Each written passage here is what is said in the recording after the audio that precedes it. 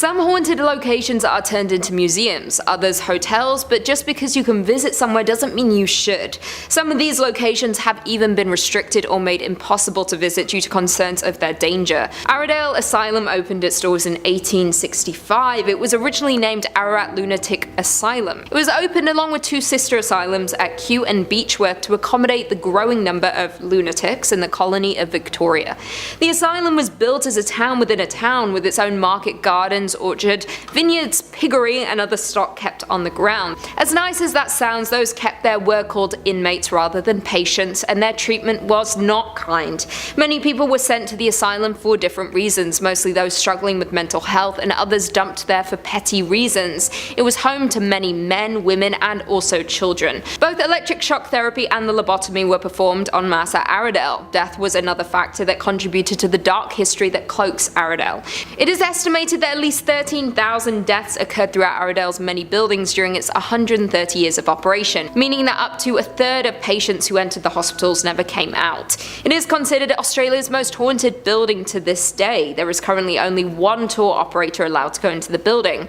People who have visited the building have a lot of similar stories about various hauntings. Many experience a bitter taste in their mouth while visiting one of the offices. When this was looked into, it is revealed that one of the head doctors poisoned himself in that very room.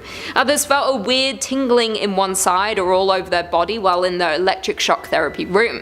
Some see faces or shadows, others hear screams or banging. There is not much to be known about the people who died within the walls or who might remain, making it a very dangerous haunted location to any visitor. Coming in at number 4, we have the Bhangarh Fort, India. The ruins of a fort city built in the 17th century, Bhangarh Fort consists of fort walls, bazaars, havelis, royal palaces, and numerous temples, with 3 grand stories you can explore. But do not be fooled by the beauty of these ruins, as they are ranked as the most haunted fort in India. The place is considered to be so haunted, entry is restricted after sunset, so if you're wanting to explore, you will have to do it in the safety of the sunlight. It is known that there is a curse that hangs over the fort, put there by Singhir, someone who is well versed in black magic. He fell in love with the Princess Ratnavati, known far and wide for her beauty and kindness. Knowing he did not stand a chance with her, he enchanted her perfume so that when she used it, she would fall deeply in love with him. The princess found out about this and threw the bottle. As it flew through the air, it turned into a boulder and crushed Singhir. He was crushed under its weight, but before he died, he cursed the princess, her family, and the entire village. The next year, a battle was fought between the forces of Bhangarh and Ajabgarh, which led to the death of Ratnavati and most of the army. This was believed to be a result of the curse. It was due to this curse that no one in the village or fort could be reborn. It is forever condemned to desolation and is inhabited by ghosts. If any villager tries to build a roof, it apparently mysteriously collapses. The curse is said to have trapped the souls of those lost within the desolate fort. The guards keep watch to ensure no one enters after dark. It is not a safe place to be when the spirits awake at night. Coming in at number 3, Castle of Good Hope in South Africa. This oldest colonial building in South Africa, the Castle of Good Hope, is a pentagonal fortress built by Dutch colonialists in the 17th century. The well-known landmark is central to the history of Cape Town, having served as the seat of government and military operations for 2 centuries. The first ghost was spotted in 1915 when the apparition of a tall gentleman was seen jumping off the side of one of the castle walls and then walking between the bastions Leerdam and Orange. The other famous ghost who walked the grounds was the Lady in Grey. It is not known exactly who she is, but she would be seen hysterically crying into her hands and running around the castle. She used to be seen frequently by those on the grounds. However, during one of those renovations of the castle, the remains of a woman were uncovered and removed. Since these were removed, the woman has not been seen. It seems she was waiting for her remains to be found. Maybe her death was a sinister attack covered up and her body was lost until that day. The castle today has 3 museums and often tours of the old buildings. Be careful if you visit though, as it appears the spirits who have existed there were not happy ones. Coming in at number 2, Hellfire Club in Ireland. The Hellfire Club was a hunting lodge built in 1925 for William Connolly, an Irish parliamentary speaker. The stones of the buildings are from ancient passage tombs said to have angered the devil, which first associated the site with the supernatural. The lodge reportedly became a gathering place for a small group of Dublin elites who met for debauchery and devil worship. Its ruins sit atop the summit of Montpellier hill in the foothills of the Dublin Mountains. Most who stumble upon the Hellfire Club today will assume it is nothing more than an old derelict building, but it has a long past full of horrific tales. Tales of animal sacrifice, black masses, cloven-hoofed men, and murder are linked to the structure. The most popular tales tells of a visit by a satanic creature, in the form of a man who was only discovered when one of the players dropped a card and on picking it up noticed the guest had cloven feet. On his discovery, the creature disappeared in a ball of flames. One well-known ghost at the club is that of a young lady. It is said that she crossed paths with the club during one of their dark meetings. She was then thrown into a barrel, set on fire, and rolled down the hill for fun. Her spirit stayed, possibly to warn others not to enter and meet the same fate. And finally, coming in at number 1, we have Poveglia Island in Italy. Poveglia is a small island located between Venice and Lido in the Venetian lagoon, northern Italy. A small canal divides the island into 2 separate parts. The island first appeared in the historical record in 421. In the 14th century, Venetians infected by the bubonic plague were sent here to die, and when they died, they were burned on giant pyres. The site was also used as a mental asylum during the 1800s, where patients were experimented on and tortured. If you ask any of the locals, they will all agree that the island is cursed with unhealthy spirits. Voices and screams can often be heard, and visitors see dark figures. Many visitors say they begin to feel an oppressive, evil feeling as soon as they step on the island.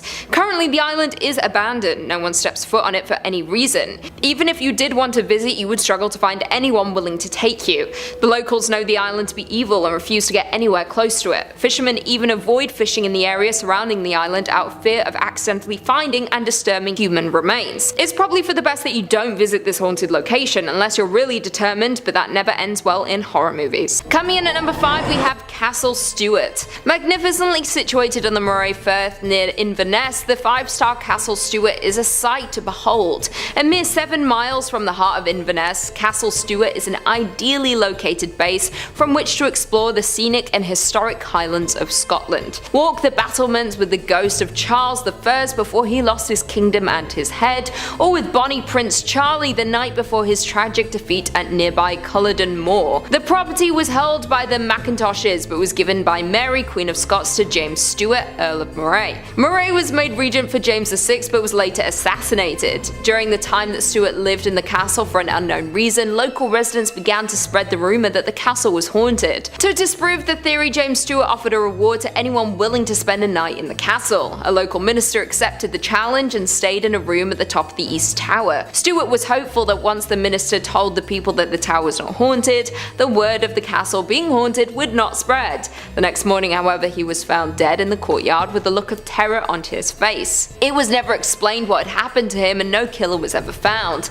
At some point in the night, he had either jumped from the window of the tower or he had been pushed. This only cemented the fear that the castle was in fact cursed. From that day, the locals refused to enter the castle grounds. It lay dormant for around 300 years until it was refurbished and turned into the hotel that we know today. Guests who have stayed there since it reopened have experienced a number of hauntings. Staff have heard disembodied footsteps on the stairs at midnight, horrible screams, and the ghost of a headless man was seen prowling the corridors. Some people have seen a figure pass their window too fast for them to make sense of it, but caught a glimpse in their eye as if someone had fallen from the tower above. The reviews of the hotel prove that guests are convinced the hauntings are real, but they also claim to have enjoyed the stay. If you like being terrified by ancient spirits or tormented by lost souls, this might be the place for you. In at number 4, we have Chillingham Castle in Chillingham. Chillingham Castle is a 13th century stronghold famed for action and battles. With its fine rooms, gardens, lakes, fountains, and tea rooms, the castle has an extraordinary ownership bloodline which runs back to the 1200s. Chillingham occupied a strategic position during Northumberland's bloody border feuds. Chillingham Castle was often under attack and often basked in the patronage of royal visitors, a tradition that remains to this day. Edward VIII came to hunt there, and members of today's royal family continue the tradition with private visits to the castle this century. The medieval castle remains as it was, just with galleries that you can see today added in Tudor days. For the visit of King James VI of Scotland, the castle is a dark past at the hands of the once owner John Sage. Once injured, he could no longer fight for the king. He begged to be kept on in some capacity. He was given the job of torturer and stepped into his new role with relish. It was said that he had a deep hatred for the Scots and little mercy, with over 75 500 men, women and children suffering an agonizing end at his hands. Often legs and arms were broken before they were thrown 20 feet down into the oubliette. With no way to escape, they were to eventually starve and pass away in pain and in fear. It was also said that John Sage met with an equally gruesome death after he accidentally killed a tribesman's daughter that he had been in love with. The father exacted his revenge and John was executed at Chillingham, with parts of his body being taken as souvenirs, a fitting end to a life dedicated to such cruelty. One of the most famous ghosts is the ghost of the Blue Boy, often witnessed by flashes of blue light or halo. These sightings settled down when two skeletons, one of a man and the other a young boy, were uncovered during renovation work. They even found documents with the remains dating back to the Armada. Who they were and why they were hidden remains a mystery. Some of the smaller hauntings guests reported including footsteps being heard walking around the rooms and the taps turning on by themselves. Another common sighting includes those of the Lady in White, who, after suffering from being poisoned, begged guests for water in the pantry. These are just a couple of the ghosts and hauntings around the castle. If you're brave enough to investigate, you might find a few more. In at number 3, the Swan Hotel in Suffolk. This luxury 4-star hotel is set in the middle of the historic Tudor town of Lavenham. In the heart of Suffolk, its oak-beamed interior makes for a cozy feel, giving guests a sense of stepping back in time. It's said that a housekeeper who once lived there back when the hotel was a thriving coaching inn back in the 19th century fell pregnant out of wedlock. The baby's father was happy to marry the lady under the circumstances and promised to look after them both. However, on the wedding day the gentleman had second thoughts and left the pregnant lady standing at the altar. Savage. It is said that after that she became inconsolable and very depressed. What is now room 15 in the Swan Hotel was once the housekeeping quarters, and it is said that the poor woman was found hanging in this room by one of the inn's workers. Her ghost remains behind to chill the spines of those that dared to cross her path. A security guard was working alone late one night at the Swan Hotel, and as he was doing his final checks around the hotel, he came into contact with her, which scared him out of his wits and sent him running in the other direction. Several guests have reported having seen her standing in room 15 in the middle of the night. Once a nun was staying in that very room when she awoke, startled to feel the ghost tickling her feet. I guess you either get lucky and she likes you, or she chooses to scare you half to death. In at number 2 we have the Langham in London. One of the more upmarket entries on this list is the Langham in London. I know it's upmarket because Cher stayed there. How do I know? Because I stalk her life. Since opening in 1865, this 5-star hotel has played host to a number of infamous historical figures, both living and dead. With nearly 500 rooms and suites, it's really not surprising that a number of ghosts have been seen regularly at the hotel. The paranormal activity at the hotel became apparent when it was owned by the BBC, when it was discovered that there were at least 5 ghosts that make regular appearances at the hotel. The most active of the ghosts at the hotel is said to be that of a German prince or nobleman who was thought to have met his death when he threw himself out of the window of an upper story room. Ghosts have seen his ghostly form moving through walls and closed doors, and he is often accompanied by a sudden drop in temperature. Room 333 is supposed to be the most haunted. In this room, a BBC newscaster woke up to see a fluorescent ball of light which slowly took a human shape. The apparition hovered 2 feet above the floor, the lower portion of its legs missing. It was dressed in an extravagant Victorian evening wear. The announcer tried to communicate with the ghost, asking what it wanted. The spirit slowly started to move towards the newscaster, arms outstretched, eyes empty. The announcer fled in distress to the safety of his co-workers and told them of this encounter.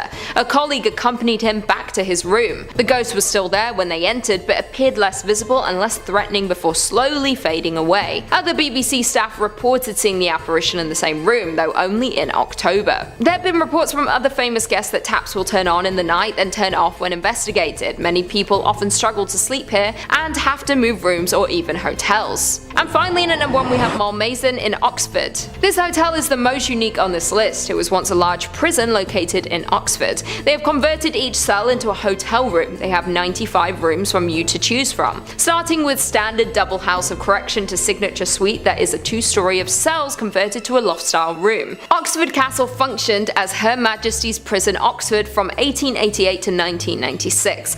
One of the more notable prisoners to be held in Oxford Castle was Mary Blandy, an 18th century murderer who poisoned her father with arsenic. She believed the arsenic was a love potion that would force him to approve of her fiancé, a Scottish nobleman who was already married. She was hanged on April 6, 1752.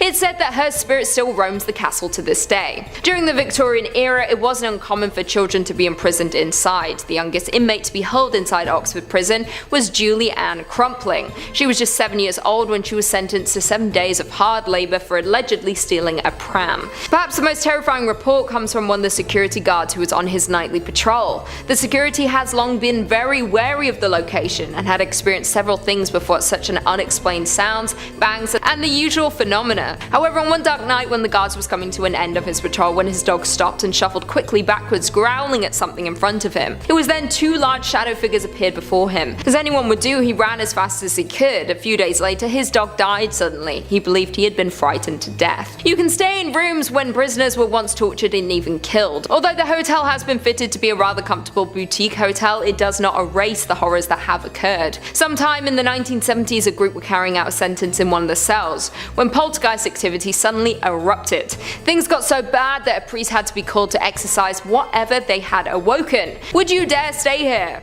I wouldn't, although maybe, we'll see. Coming at number 5, we've got LaLaurie Mansion. Few houses have the history and horror stories to match this New Orleans landmark. Over the years, many tales of terror have been attached to it, all with colorful characters and public intrigue at the center. If you do end up visiting New Orleans, make sure you're on the lookout when you're close to the LaLaurie Mansion. Some folks claim that just being outside of the building can cause folks to feel intense negative energy. Let's delve into the details a little, why don't we? Anyone who's interested in New Orleans ghost stories undoubtedly knows about this mansion. Some forego the proper title and simply call it the Ghost House, which is a pretty apt descriptor. Since the 19th century, paranormal happenings have been reported stemming from the home. A lot of these rumors can be traced back to Delphine LaLaurie, a woman who married thrice and lost her husband each time. In addition to her questionable track record with marriage, Delphine LaLaurie also had slaves living on the property. Though common at the time, people looked at her a little differently for this, especially as it was said that she did not treat these people very well at all. In fact, a lot of the ghosts folks claim to see there are often traced back to the slaves that she kept. Some say that a young girl leapt from an upstairs window of the mansion, unwilling to continue living under the strict and cruel rule of Madame LaLaurie. Others say that the slaves there would disappear from time to time, only to be replaced a little bit down the road. The scariest story though comes from the time that the mansion almost burned down. After a fire swept through the house, it was revealed that a group of slaves had been kept locked away in a hidden room, chained to the walls, totally emaciated. To make matters worse, rumors started to spread that LaLaurie had performed horrifying experiments on them. From then on, Madame LaLaurie was seen as a villain, a criminal, a mad scientist. And while none of these experiments have been properly confirmed, their influence still remains to this day. There's some scary history attached to this house, and many people still claim to see the ghosts of people who once lived there roaming about after dark. Coming in at number 4, we've got Craigdarroch Mansion. Sticking with the haunted mansion theme for a little while, this little Canadian gem is packed to the gills with ghost stories. Any sort of old-fashioned mansion is probably subject to similar scrutiny, but this one in particular seems to capture the attention of many. This mansion was being built for Robert Dunsmuir, a rich coal baron who wanted a luxurious home. Unfortunately, he never did get to live as lavishly as he would have liked, as he passed away a year before it was completed. Could it be that his restless soul refused to pass on without getting his money's worth? Is he the ghost swooping through the ornate hallways? Well, that could be the answer, or at least part of it. Craigdarroch Mansion doesn't just get its reputation from one singular ghost. There are many that call these dusty rooms home. In fact, one more important figure in the house's completion perished before it was ready for living. The chief architect of the mansion didn't quite make it to the ribbon cutting ceremony. Tragic and a little ironic. So that's 2 down that poured themselves into this home and never got to see it at its finest. The entire Dunsmuir clan seems to have a haunted stake here, as explorers have come across many other family members during their time in the mansion. Joan Dunsmuir has been seen walking through the halls in a ball gown, and a young girl has been spotted in the basement, supposedly their daughter. Her cries can be heard throughout the mansion, which is definitely unsettling. The last thing I'll mention about this one is the piano. It's a lovely old thing and still sounds pretty good. However, no matter how good a piano sounds, nobody wants to hear it playing when the room is totally empty. This keyboard is known to be used in some phantom performances, spooking even the most devout music fans out there. I wonder if the ghost takes requests. Coming at number 3, we've got the Lizzie Borden House, a classic tale of axe murders and acquittals. This is a story that has remained famous for years and even now gets a fair deal of attention. Lizzie Borden was accused of murdering her parents with an axe way back in the late 19th century. Plenty was said and in-depth investigations were performed, but Lizzie got off scot-free. Well, Actually, her neighbors never seemed to believe that she was innocent, but Lizzie faced no legal repercussions for this event. However, the house in which it happened is said to house both the spirits of Lizzie and her victims. After dying at the age of 66, Lizzie apparently returned home. People who visit the house have told stories about seeing the ghosts of her headless victims wandering about the house, along with a panicked maid who discovered the bodies. Lizzie's around too, although she makes herself known with a laugh. It's said that she laughed while killing her parents and laughed when she got away with it, so it makes sense that she'd still be chuckling in the afterlife. Do you think all the ghosts get along at this point? Or is it an eternity of enmity? I suppose you'll have to visit to find out. Coming in number 2, we've got the Sallie House. To preface this, I want to let you know that the Sallie House is bookable. You can pay something like $150 to spend a night in one of the most haunted houses in America. Pretty good deal, right? Sure, you can't cook, and the basement's off limits, and nobody's allowed to sleep in the beds, but come on! Where else can you get an opportunity like this? The Sallie House got its haunted start thanks to a botched appendectomy. At the time, a doctor lived there and ran his practice out of the house. One day, a woman came in with a very ill child. The doctor deduced that the kid needed their appendix removed before it burst. However, it was already set to blow and there was no time to waste. So they attempted to sedate the girl but couldn't wait any longer for the effects to kick in. They began the surgery before the kid was properly sedated and she could feel everything. Her screams echoed throughout the house but nothing could be done. In the end, the surgery was a failure and the doctor was crestfallen. His patient, unable to really understand what was going on, had passed away under the knife, believing the doctor to be torturing her. Since then, her angry spirit has haunted the home, tossing objects around, whispering and scratching in the night, and shoving male guests whenever they arrive. And finally, at number 1, we've got the White House. There are so many reasons to avoid the White House wholesale. By taking up residence there, you're just asking for trouble. But beyond the 24-hour news cycle and the ever-present online scrutiny, there are plenty more classical paranormal reasons to leave the White House well alone. Throughout American history, different presidents who have lived in the White House have reported strange happenings. Sometimes there might be a knock at one's bedroom door with no one on the other side. Others claim to have seen previous politicians and aides floating down the halls at night. Abraham Lincoln was regularly visited by his late son, and after he was assassinated, he seemed to return to the White House in similar fashion. With all of the important figures that have visited this location over the years and all of the high-stakes events connected with the structure, there's no doubt that the White House is haunted in one way or another. So try to avoid accepting any dinner invites unless you want to be haunted or sniffed. In at number 5, we have the Franklin Castle in Ohio. The high Victorian home has been a fixture of the city's west side for over 100 years. It was built in the 1880s by grocer turned banker Hans Tiedemann. Although his wealth was significant, Tiedemann's life was filled with tragedy. A distressing number of his immediate family members would die in this house. The story goes that the construction of the castle's elaborate turrets, prominent gargoyles, and increasingly large network of rooms were an attempt to distract his wife from the ceaseless amount of death. That is, until she too suddenly passed away. After Tiedemann sold the property, it spent several decades as a German cultural center. The tales of hauntings picked up in the 1960s, as reports of surging electricity, the sound of babies crying, and a mysterious woman in black gained steam. Human bones were found in a closet in 1975. It was never confirmed who the remains belonged to, but with the number of deaths within the home, it is believed to be one of the Tiedemann's family. As the years have gone by, tales of Franklin Castle have grown and now include an axe murder, a mass shooting of in the basement, and the alleged hanging death of Tiedemann's illegitimate daughter. Many stories focus on heinous acts that supposedly took place in tunnels below the house. After a fire, the home laid abandoned for several years before the current owners purchased the place in 2011. In at number 4, we have the Sallie House in Kansas. If you're into ghost hunting shows, you probably already know this famous haunted house. The unassuming home in Kansas is rumored to be the dark lair for a demon who takes on the form of a little girl because of a family's bizarre experiences there.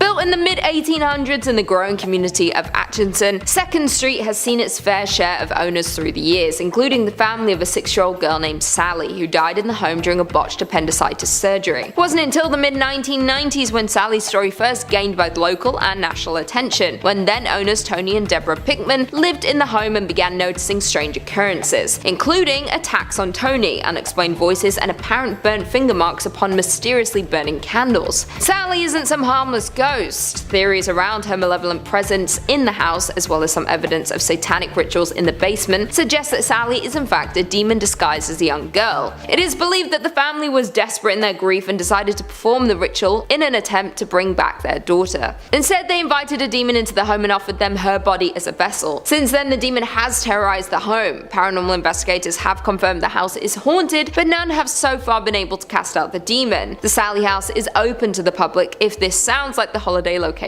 for you. In at number 3, we have Bell Witch Farm in Tennessee. In the early 1800s, John Bell bought a tract of farmland along Tennessee's Red River. Bell and his family thrived on the farm until they started to see strange-looking animals around the property, most notably a dog with a rabbit's head. From that point on, the family was beset upon by unseen forces, largely targeted at Bell and his daughter Betsy. They experienced physical attacks, heard unexplained noises, and even spoke with the entity. What was the Bell Witch? Like most supernatural stories, certain details vary from version to version, but the prevailing account is that the Bell Witch claimed to be the spirit of Kate Batts, a mean old neighbor of John Bell who believed she was cheated by him in a land purchase. On her deathbed, she swore that she would haunt John Bell and his descendants. The human interactions with the spirits date all the way back to 1817. Former President Andrew Jackson was quoted as saying, "I had rather face the entire British army than to spend another night with the Bell Witch," after he and some of his troops spent a night at the Bell's farm. Over time, so many people travelled great distances to visit the Bell's home that it had to eventually be torn down for safety purposes in the latter part of the 1800s. The historic Bell Witch Cave has preserved some of the artifacts from the original cabin, such as a chimney stone and an iron kettle. You can see these articles along with some other artifacts, news articles and photos from the time John Bell and his family resided on the farm when touring the reconstructed Bell cabin. If you're interested in paranormal activity, or if you're a history buff, then the Bell Witch Cave and farm will definitely not disappoint. In at number 2, we have Villisca Axe Murder House in Villisca. The small Iowa town of Villisca doesn't have much to offer tourists except for a night of terror at the Villisca Axe Murder House. Back in 1912, the whitewood framed house was the site of a horrifying crime that left an entire family dead by axe. Shortly after midnight on June 10, 1912, a stranger hefting an axe lifted the latch on the back door of a 2-story timber house in the little Iowa town of Villisca. The door was not locked. Crime was not something you worried about in a modestly prosperous Midwest settlement of no more than 2,000 people. The visitor was able to slip inside silently and close the door behind him. Still carrying the axe, the stranger walked past one room in which 2 girls lay sleeping and slipped up the narrow wooden stairs that led to 2 other bedrooms. He ignored one in which 4 more children were sleeping. He crept into the room in which 43-year-old Joe Moore lay next to his wife Sarah, raising the axe high above his head so high it gouged the ceiling. The man brought the flat of the blade down onto Joe. Then he struck Sarah before she had time to wake or register his presence. Leaving the couple, the killer went next door and used the axe on the other residents in the room. Once again, there is no evidence that they woke before they died, nor did the assailant or any of the other people in the home make sufficient noise to disturb Catherine's 2 friends, Lena and Ina Stillinger, as they slept downstairs. The killer then descended the stairs and took the lives of the Stillinger girls. What happened next marked the Villisca killings as truly peculiar and still sends shivers down the spine a century after the fact. The axeman went back upstairs and beheaded everyone in the home, leaving the faces of all 6 members of the family unrecognizable. The Moors were not discovered until several hours later. When neighbors didn't see the family wake in the morning, they called for Villisca's marshal, Hank Horton. That set in train a sequence of events that destroyed what little hope there may have been of gathering useful evidence from the crime scene. When a shaken doctor emerged, he cautioned members of the growing crowd outside, "Don't go in there, boys, you'll regret it until the last day of your life." Many ignored the advice. As many as 100 curious neighbors and townspeople tramped as they flew through the house scattering fingerprints. It is probably due to this damage to the crime scene, along with the lack of knowledge on such large crimes, that the killer was never found. It could have been one of the noisy neighbors or someone passing through time, but no one will ever know. What we do know is that there have been sightings of the family's spirits since, and the house continues to be a main attraction for dark tourism.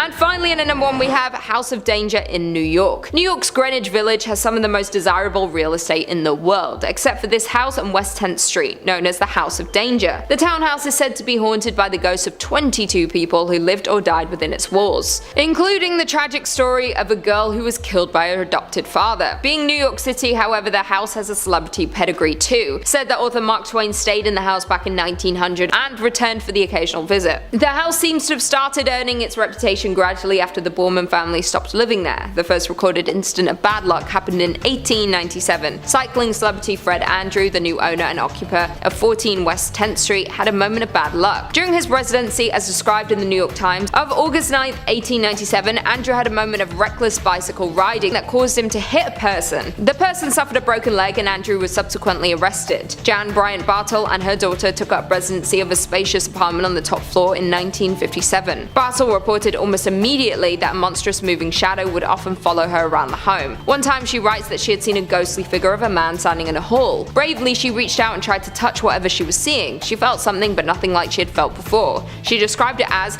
a substance without substance, chilly and damp. Bartle was a true believer and took the proactive step of employing a paranormal expert to investigate what could be causing these terrifying realities for the scared residents. The investigator confirmed what the couple had believed from the start. The investigator said that they were upward of 22 spirits at the House of Danger. Besides Mark Twain, he mentioned additionally a woman in a white dress, a young girl, and a grey cat. On November 2nd, 1987, New York City witnessed a genuine tragedy at the House of Danger. The passing of Lisa Nussbaum was so horrific it caught everyone's attention. Around 6:40 a.m., 911 operators got a pressing phone call from children's author and editor Hedda Nussbaum. She said that her daughter Lisa wasn't breathing, so an ambulance was sent to Greenwich residence right away. When the paramedics arrived, they were greeted by a very disturbing scene. They found Lisa unresponsive on the kitchen floor and her brother Mitchell tied up in the home. Paramedics were regrettably unable to revive Lisa on their way to the hospital. Later, her autopsy revealed the cause of death was repeated blunt force trauma. Hedda and Joel were both arrested and subsequently charged with first-degree murder. Currently in private ownership, the building is resided in today and continues to add stories of hauntings to the legends of paranormal activity in the House of Death. The stairwell continues to be the nexus of the ghostly activity in the building. The dark and wide antique stairs are where many of the ghosts still make their appearances. Number 5 on this list is the Castle of Good Hope. This castle is located in South Africa and is on a lot of people's worldwide list of the most haunted spots. A main reason for this is simply how many ghosts reside at this place. It's one of the oldest buildings in Cape Town, and it was initially a fort built by the East India Trading Company. Today it houses the ghosts of Lady Anne Bernard, a soldier, and Governor Peter Gisbert van Noort. All of these ghosts have different origin stories and come from different times. Lady Anne Bernard was the first lady of this colony, and she died many years ago under some very mysterious circumstances. Her ghost is said to frequent this spot and will make herself known to visitors. The soldier in question apparently hung himself in the bell tower many years ago as well. This tower has been reported to ring itself with nobody near it at all, and many think that it's the ghost of this soldier that's responsible. And the last is the governor. And this was apparently a very cruel man who would send soldiers to the gallows for his own sick amusement. Apparently one soldier, before being killed,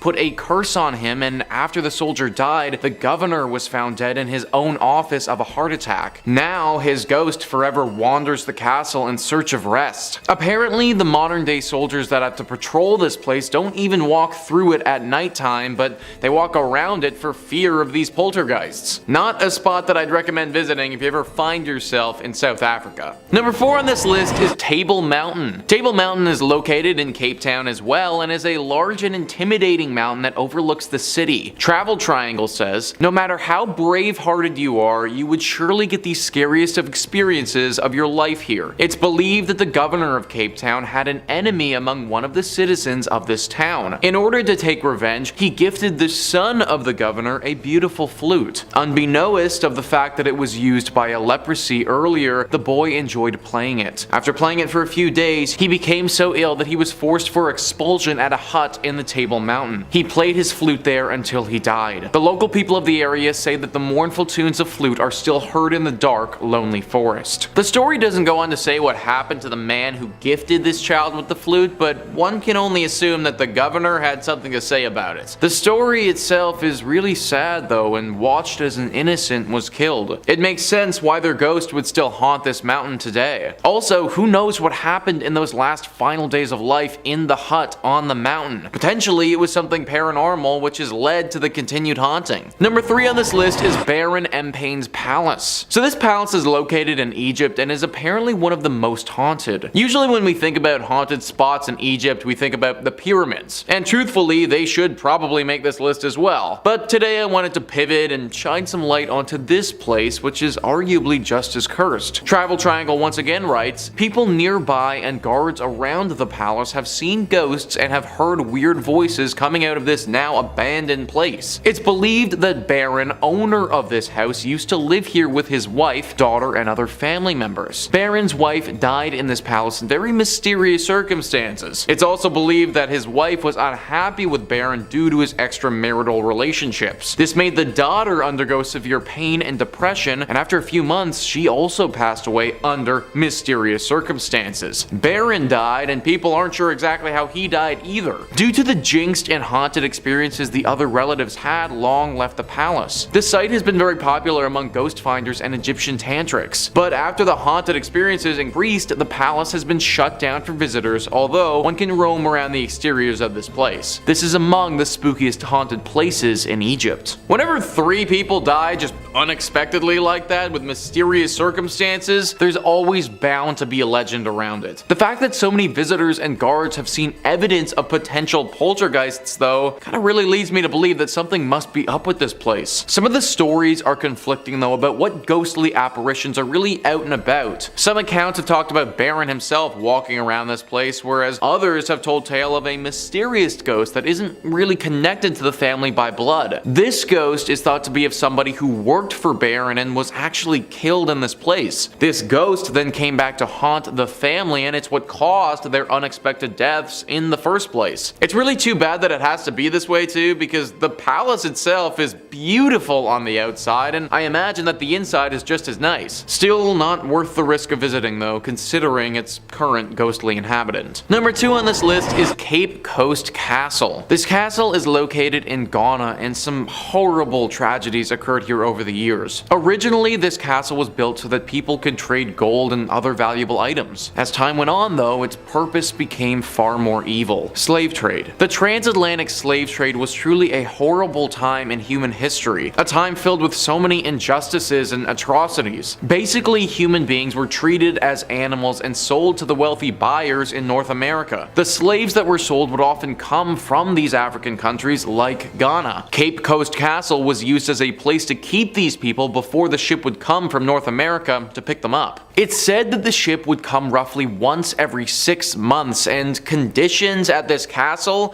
they were horrible. They would take these people, separate the women from the men, and chain all of them up, leaving them in the dungeon. The only time the door would open up would be when the ships arrived to take them to North America, where their conditions would obviously not improve. During this time, many people passed away from the atrocious conditions that they were held in. Malnourishment and disease claimed the lives of so many people. Even death wouldn't cause the door to open though. Those who remained alive would have to sit in this room with the corpse of the person right next to them. It's no wonder that from all of this, people have talked about this place being haunted. The biggest sensation that everyone says is just a horrible sense of dread and fear. Granted, even if there isn't any ghostly presence here, I still think that I'd feel that. Just being around a place that's seen so much horror is bound to make somebody feel scared. And finally, number 1 on this list is Menengai Crater. This crater has a lot of ancient legends surrounding it and is located deep in Kenya. Eddie Mwanza writes, the extinct volcano offers striking views of Lake Nakuru and Lake Bogoria. Although the volcano is dormant, there are hot spots on the floor of the crater where steam jets sometimes fill it with vapor. However, its stunning beauty is matched by its dark and wild side that has locals convinced to be the work of evil spirits. People have lost their lives while others have disappeared, never to be seen from again, while others have strayed and lost direction in the cave, only for them to be found hours later unable to explain how they lost their way. This has earned the crater the name Kirma Kia Ngoma, which means the place of devils in Kikuyu. There are also mythical and unsupported claims of some people seeing the devil riding a motorcycle. There's also widespread allegation of a flying umbrella that normally appears whenever it rains. Historians say the place was a scene of violent battles between the Lakapia Messiah, who did not recognize the authority of the Laban, the spiritual spiritual leader of the Messiah against Ilpu Masih. In one battle, it's said that Likapaya warriors were thrown into the caldera, with local folklore claiming that the spirits of the warriors haunt the place to date. So this place is obviously a freaking hazard, guys, with potential soldier ghosts chilling in its depths, and also many stories of people getting totally lost and never seen from again. It's no wonder locals are constantly worried about this crater. I was also looking at pictures of this place, and geographically it looks like a major hazard as well. It's out in the complete middle of nowhere and looks extremely hard to traverse. As cool as the scenery would be, going here just really isn't the best idea. Coming in at number 5, Silverbow Inn Bed and Breakfast. The Silverbow Bed and Breakfast is located in Juneau, which is the capital city of Alaska. The inn is more famously known for its bakery that was founded in 1898 by the original owner Gus Messerschmitt. This is the oldest bakery in Alaska, and some say it is the best. Although people travel from far to taste the treats and the bakers, there are reports of paranormal activity in the inn above. The original owner and founder of the inn reportedly still haunts the premises. The story goes that the owner loved his bakery and inn. He spent his whole life dedicated to creating the finest bakery. From the day it was built, he spent all of his time here. He loved welcoming the customers and ensuring everyone enjoyed their stay.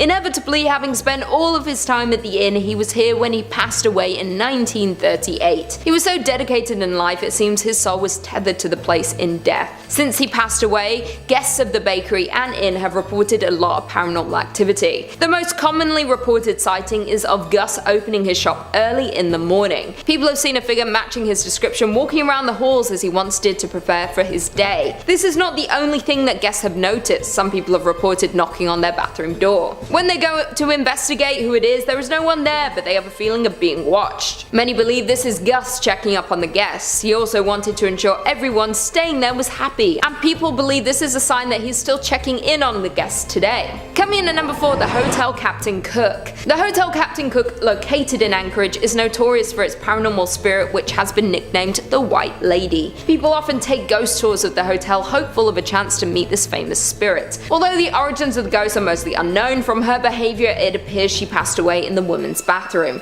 or at least in the area which may have been home to something else before the hotel was built. The locals explain how she is bound to this place and is unable to pass on. She could possibly be cursed, as she seems distressed about her situation. Since the hotel opened, there was a lot of paranormal behavior in the area. She would break the glass of the mirrors in the ladies' bathroom or swing open the doors to scare those inside. The hotel management had to step in when one guest used the bathroom stall located at the very end of the ladies' room. While in the stall, she felt something fall around her neck and start to get tighter and tighter.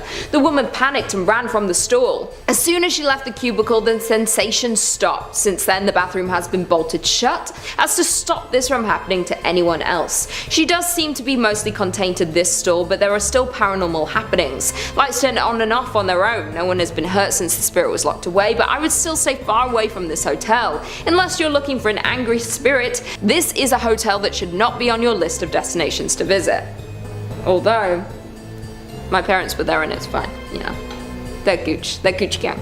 Coming in at number 3, we have the Golden North Hotel. The Skagway Golden North Hotel may look like a classic hotel located on the main street, but it has seen tragedy and has the ghosts to prove it. People say this place is haunted by a lady who passed away many years ago. She is bound to room 23 on the 3rd floor, but her presence can be felt in the area around the building. The locals tell the story of how this woman became bound to room 23. It's unknown in what year the story takes place, but it was many years ago. The woman was visiting the hotel with a husband. They visited the area so her husband could go on a gold expedition. The expedition was over a number of days to possibly weeks, and the wife was to stay at the hotel and explore the local area. The day arrived and the husband left on his expedition, leaving his wife alone. Not long after the husband had left, the woman caught pneumonia. She became sicker and sicker. There was no one in the area able to help her. She had no way to get to a local doctor with no knowledge of the area. She sadly passed away in a little over a week due to her illness. When her husband returned, he was heartbroken to find his wife had passed. She had been laying in their room for weeks awaiting his return. again. The locals were shocked to hear what had happened, and horrified no one had heard her cries and helped her survive her ailment. Since then, she has been bound to the room. Other guests have heard sounds coming from the room which remains empty. The spirit can be heard coughing or choking. Some have said they saw her from the window of the hotel when walking around the area late at night. Some have even heard her cries for her husband. When anyone tries to investigate the room, they just find it empty and cold. The cold of the room takes over you as soon as you open the door. You can feel you are in the presence of a spirit and are overcome with sadness. Coming in at number 2, we have Independence Mine. The Independence Mine, now known as the Independence Mine State Historic Park, is the site of a former gold mining operation. It is located in Palmer, Alaska. The mining history in the area dates back to at least 1897. The mining town now sits abandoned. The operations were temporarily halted in 1950 with the plan to eventually resume operations. They were never able to resume the operations. This resulted in a well-preserved collection of mining equipment and buildings. Although weather has taken its toll, many of the buildings still stand today. As we know, with many mines, there are often accidents due to the dangerous nature of the work. Parts of the mine would often collapse. The mine is now a big tourist site as a look into the life and work of miners in 1897. The visitors have reported a lot of paranormal activity while touring the facility. Almost everyone who visits the mine sees some form of activity there.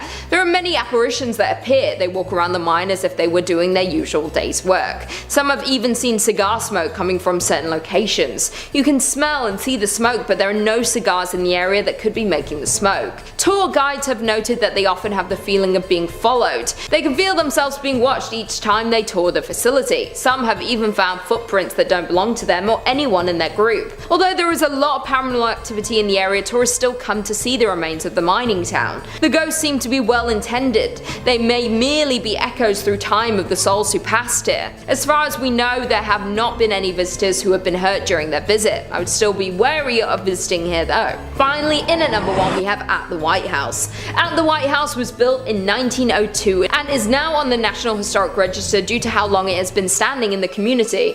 It has had many issues since it was built. It was originally built as a hospital, then it was used as a daycare centre, and today is used as a hotel. Any building that was used as a historic hospital has seen a lot of tragic passings. When the building was used as a daycare centre, there was a tragic fire. The building caught fire in the 1980s. It was fully restored following this. During the fire, the young woman who owned and ran the daycare was trapped inside. After ensuring all of the children were safe, she became trapped and unfortunately perished. Since the fire, her apparition has appeared around the home. Most guests believe her to be a kind spirit, but she does bring on the feeling of dread and terror when she is in your presence. Guests at the hotel have claimed to be startled awake by the young woman standing at the foot of the bed. Once they wake up and become frightened, the spirit usually disappears. Workers at the hotel claim that she appears to show more interest in families with children. She reportedly had a love for looking after children, and even in death she wanted to ensure their safety during their stay at the hotel. It is unknown what room she was trapped in during the tragic fire, but there are numerous cold spots around the hotel. Others have heard faint screams and cries coming from certain rooms. She is hailed as a hero for saving all of the children during the fire, but guests are still frightened when greeted by her ghost in the early hours of the morning. Number 5 on this list is Tranquille Sanatorium in British Columbia. Tranquille Sanatorium has quite an extensive and tragic history to it, which has caused its walls to be the home to many undead spirits. A sanatorium, if you weren't familiar, is an establishment which has the sole purpose of housing those with long-term illnesses and is often associated with tuberculosis. The one that we're talking about right now is no different. It was built in 1907 as a facility to treat people with tuberculosis. However, it didn't stay like this for very long. The purpose of the facility eventually changed to become an insane asylum. It acted as this mental institute for a while until finally becoming abandoned in the late 1980s. Due to its deep history with death, disease, mental illness, it's no wonder that the Tranquille Sanatorium is now deeply haunted. The layout of this facility screams something out of a Stephen King book. It has several buildings that are connected by poorly lit underground tunnels. The building itself looks all too eerie from the outside as well, with dirty cream colored walls that have seen far better days as rot and mold slowly devour them. Visitors of this place report feeling extreme extremely uneasy. A common note for most people that visit is the presence of orbs, strange balls of light that flutter throughout the building and then disappear. Some people have reported seeing a ghostly apparition on the 6th floor. This ghost takes the form of a woman not older than 30. She appears to be crying and screaming. The tunnels are said to be particularly haunted. People have reported screams coming from nowhere, flashes of movement, menacing and animalistic groans that make you feel as if somebody is right behind you. Children can also be heard playing every now and again in some of the more open areas of the building. Clearly, this place's dark history has impacted it greatly, and just because physical humans decided to abandon it in the 80s doesn't mean that it was truly abandoned for good. Number 4 on this list is the Firkins House. The Firkins House is part of Fort Edmonton Park, which, you guessed it, is located in Edmonton, Alberta. Fort Edmonton Park is a little tourist attraction that has buildings from 1885, 1905, and 1920 to represent the homes of the time. One of the houses is the Firkins House. This home is interesting because during my research, I couldn't find any particular evidence of wrongdoings or tragic events at this home. In fact, for the most part, it seems like a pretty normal house. People have lived there before and no harm has befell them, but it seems that after they moved out and the home was donated, that's when things started to go a little bit haywire. There are reportedly 3 ghosts or demons that haunt this home, each one scarier and more dangerous than the next. The first one is the ghost of a beautiful floating woman who is dressed in all white. People have said that they've spotted her in the windows of the home looking out at them or slowly drifting throughout the living room. The second one is the ghost of a little boy. The boy will appear to certain people looking extremely ill. It is currently unknown if this boy died in and around the area or what disease he is suffering from, but it is said that he resides in the home with the woman in white. The third being is by far the scariest of all 3. A ventriloquist dummy that will appear in the home or in the cupboards. This thing can move all by itself and talk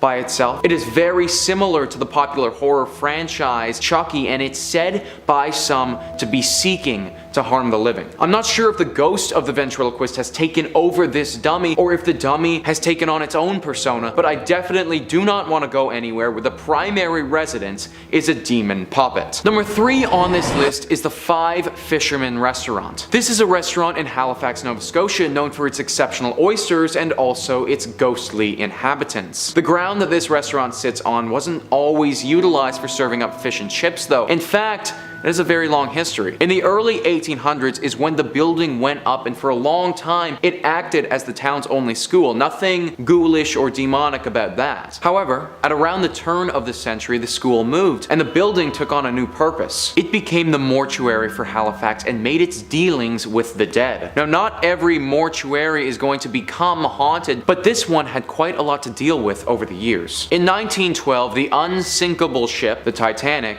sunk. It sunk roughly 640 kilometers off of the eastern shores of Canada, and therefore the closest places to assist with the rescue was these eastern provinces. Halifax acted as the leader in these rescue processes, and because of that, the mortuary had an onslaught of bodies of people whom had died on the ship. 5 years after that tragedy, Halifax incurred one of their own with the massive Halifax explosion. This was where a munitions ship exploded and it killed roughly 2,000 people just like that. This mortuary served as the primary designation for both of these incidents, and due to the unnatural deaths here, it makes sense that some spirits have clung on. Guests and employees alike have reported seeing ghosts all over this mortuary that turned restaurant. One of the dishwashers reported running out of the restaurant when he looked up from what he was doing and was staring directly at a ghost-like specter. The restaurant has attempted to have serious renovations done. However, I don't think that any amount of structural change will get these spirits to rest for good. Number 2 on this list is the Frank Slide. Now, even though the Frank Slide sounds like it could be a fun, popular dance move that takes over TikTok for a few weeks, it is far more morbid than that. On April 29th in 1903, in the mining town of Frank, which at that time was part of the Northwest Territories, but it is now a section of Alberta, there was a horrible tragedy. 110 million tons of limestone and rock came tumbling down in one of Canada's biggest landslides ever. This fell onto part of the town of Frank. Frank was located right next to Turtle Mountain, which after extensive mining had grown unstable. On April 29th, it all came crashing down and claimed the lives of 70 to 90 people. It is still to this day Canada's most deadly landslide to ever occur in history, and was a horrible tragedy that can only remind us how fleeting life can be. I think the craziest part about this landslide as well is that it wasn't just miners who were killed. Their wives, their families, all of them died at the hands of the Frank slide. The remains of these bodies were never recovered either, as the damage from the slide was far too devastating. Where all of this happened is now a section of a town called Crow's Nest Pass, and over a century later, the ghosts of the dead still haunt the area. This place is somewhere where visitors have reported feeling very unsafe. They say that the overall feelings of uneasiness are almost too much to bear and that they have to leave. Cries, howls, screams, this can all be heard late at night as you're trying to sleep. Lanterns will be seen in the night walking around at the hands of unknown apparitions. It is basically a full ghost town of people who never deserved to die in the first place, all wanting to get a second just to feel their lives again as they were so unfairly ripped away from them. Definitely one of Canada's most horrific tragedies, and now home to one of its most haunted locations. Number 1 on this list is the Banff Springs Hotel. This hotel is located in Banff, Alberta, and is truly one of the creepiest places that I've ever read about. Now, first off, I want to note the hotel itself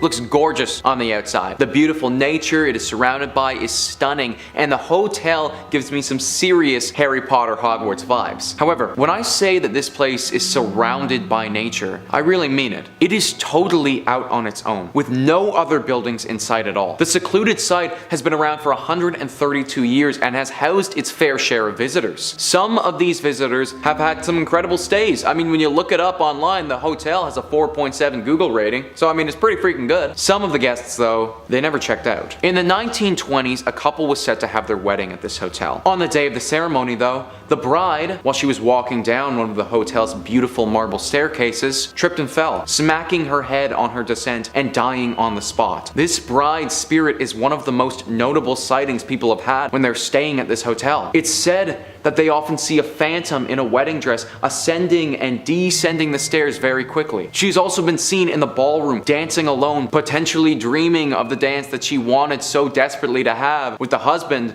that she never got to marry. In 1975, a longtime bellman of the hotel, Sam, died there. Since then, sightings of Sam have been pretty consistent. One story details how 2 women lost their room key and called the front desk to go and get it. The front desk person sent someone to go and open their room for these ladies. When that person had got there, though, the ladies were already in the room and said that another bellman had let them in. They described Sam to a T when they spoke about the bellman who helped them out. Instances like this have occurred time and time again at the hotel, with many people believing his spirit is still working there. Finally, with this hotel, you have room 873. Room 873 is rumored to be the home of a gruesome murder. One evening, a family was staying there, and the father, for some unknown reason, lost his mind, murdering his family and himself. After completely refurbishing the room, the hotel put it back in service, but now people who have stayed there report hearing the screams and the cries as if they were still dying. If you have to stay at this hotel, definitely avoid room 873. Number 5 on this list is the Chateau de Commarque. The Chateau de Commarque is located in Périgord, an ancient region of France.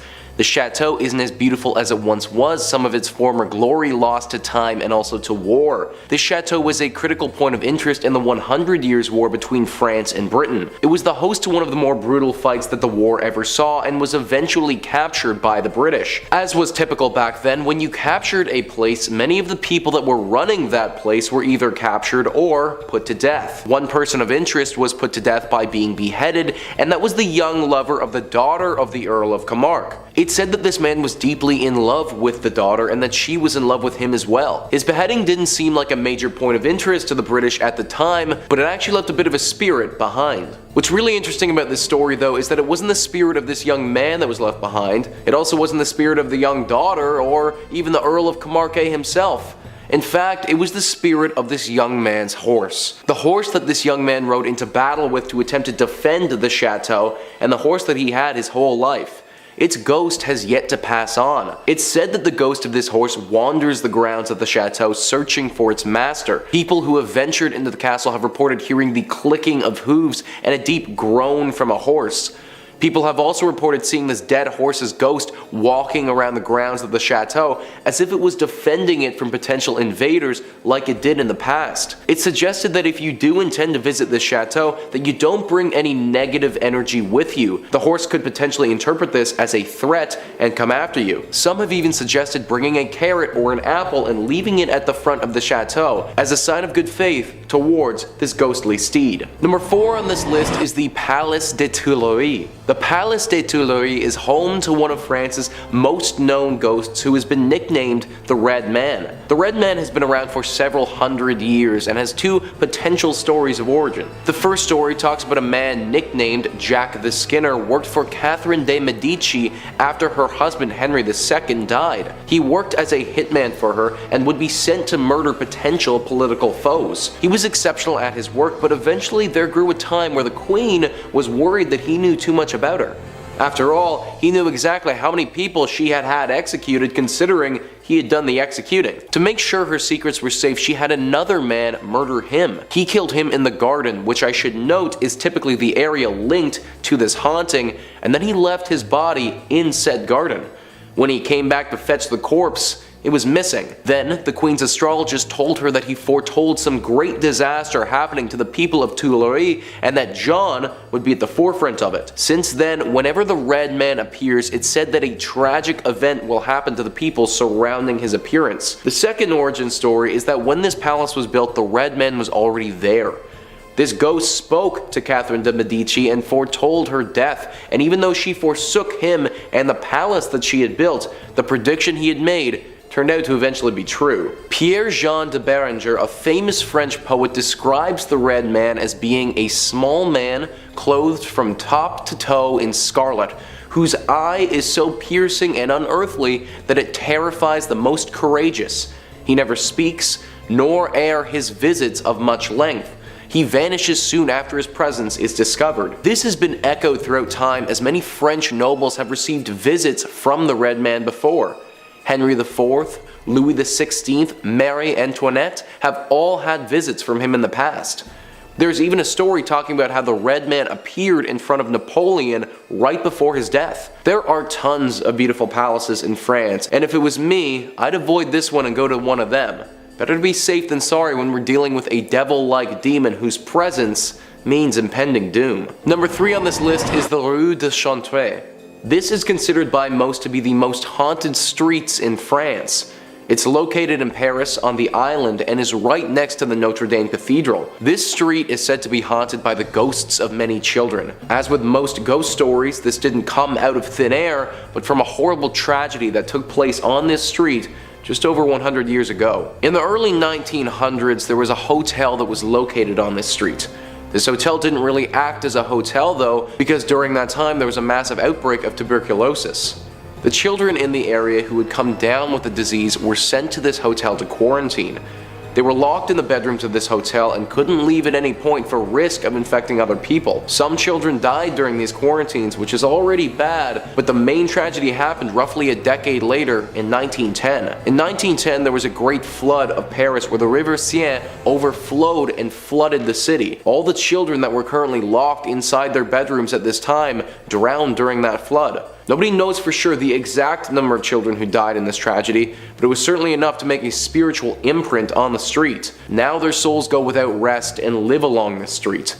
People have heard the laughter and also the crying of children. They have heard the muffled screams as if they're screaming through water. They've also seen these children before peering out at them from around corners, looking extremely sad and lonely. The spot acts as an attraction for supernatural hunters, but a landmark that I wouldn't recommend visiting. Number 2 on this list is Mont Saint-Michel. Mont Saint-Michel is one of the most beautiful and unique castles on the entire planet in my opinion. How it's constructed and where it's located, it almost doesn't even seem like something out of real life. This castle is located off of the Normandy coast, and the only connection that it has to France is a road that goes underwater when it's high tide. How this place got made has a bit of a supernatural story to it. Apparently, the archangel Michael appeared to Saint Aubert in a dream and told him to start building here.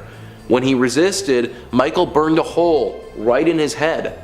After this incident, the castle began its construction, and it took quite a while to become the beauty that we have today. It was a work in progress, with more things being added over the years. Now, because of this castle's location directly in the water, it is extremely hard to attack and was never captured during the 100 Years' War. During said war, one of the major commanders of this castle was Louis d'Estourville. His ghost is one of the most common sightings at this place. He apparently is responsible for the killing of thousands of English soldiers and had battles that were so deadly the water around them would turn red with blood. He's said to patrol the castle and act as a watchman of sorts for intruders and people posing a threat. Similar to our previous entry of the horse, one of his main objectives is to keep the castle safe. He isn't the only ghost at this spot though. The ghosts of monks can also be seen praying and meditating at this location. For a long time, this castle housed several hundred monks until they were ultimately kicked out from the space. Their spirits still linger in this place though, although they aren't nearly as frightening as the weathered war general, in my opinion. Number 1 on this list is the Paris Catacombs. The Paris Catacombs is unlike anything else on the entire planet and is the breeding ground for scary stories. These catacombs are a collection of tunnels that are underneath the city of Paris and stretch for over 2,000 acres. The tunnels act as an underground cemetery where they house over 6 million dead bodies. This is one of the largest collections of the dead in the entire world, and if that wasn't enough, you can actually see their skulls as they all line the walls. These catacombs are extremely difficult to navigate. Seeing as there are over 2,000 acres of them and it's underground, people have reported getting extremely lost when they're trying to explore them. This is part of the reason why only a portion of them are open to the public today. But all of this has led to a plethora of ghost stories and legends over the years. For instance, in 2004, a group of police officers were investigating an area of the catacombs that was closed to the public, and they came upon something unexpected. A bar, a living room, a workshop, and a meeting area for over 20 people, they were all found. This was alongside a PA system, a camera system recording the area, and a pirated means of electricity. All of this was more than suspicious, but when the officers returned a few days later with some more people, everything was gone, except for a note that read, "Don't search." This isn't all there is to the catacombs though. In the 1990s, a group was searching through them and found a video camera lying on the ground. They picked it up and examined it and saw that there was a recording.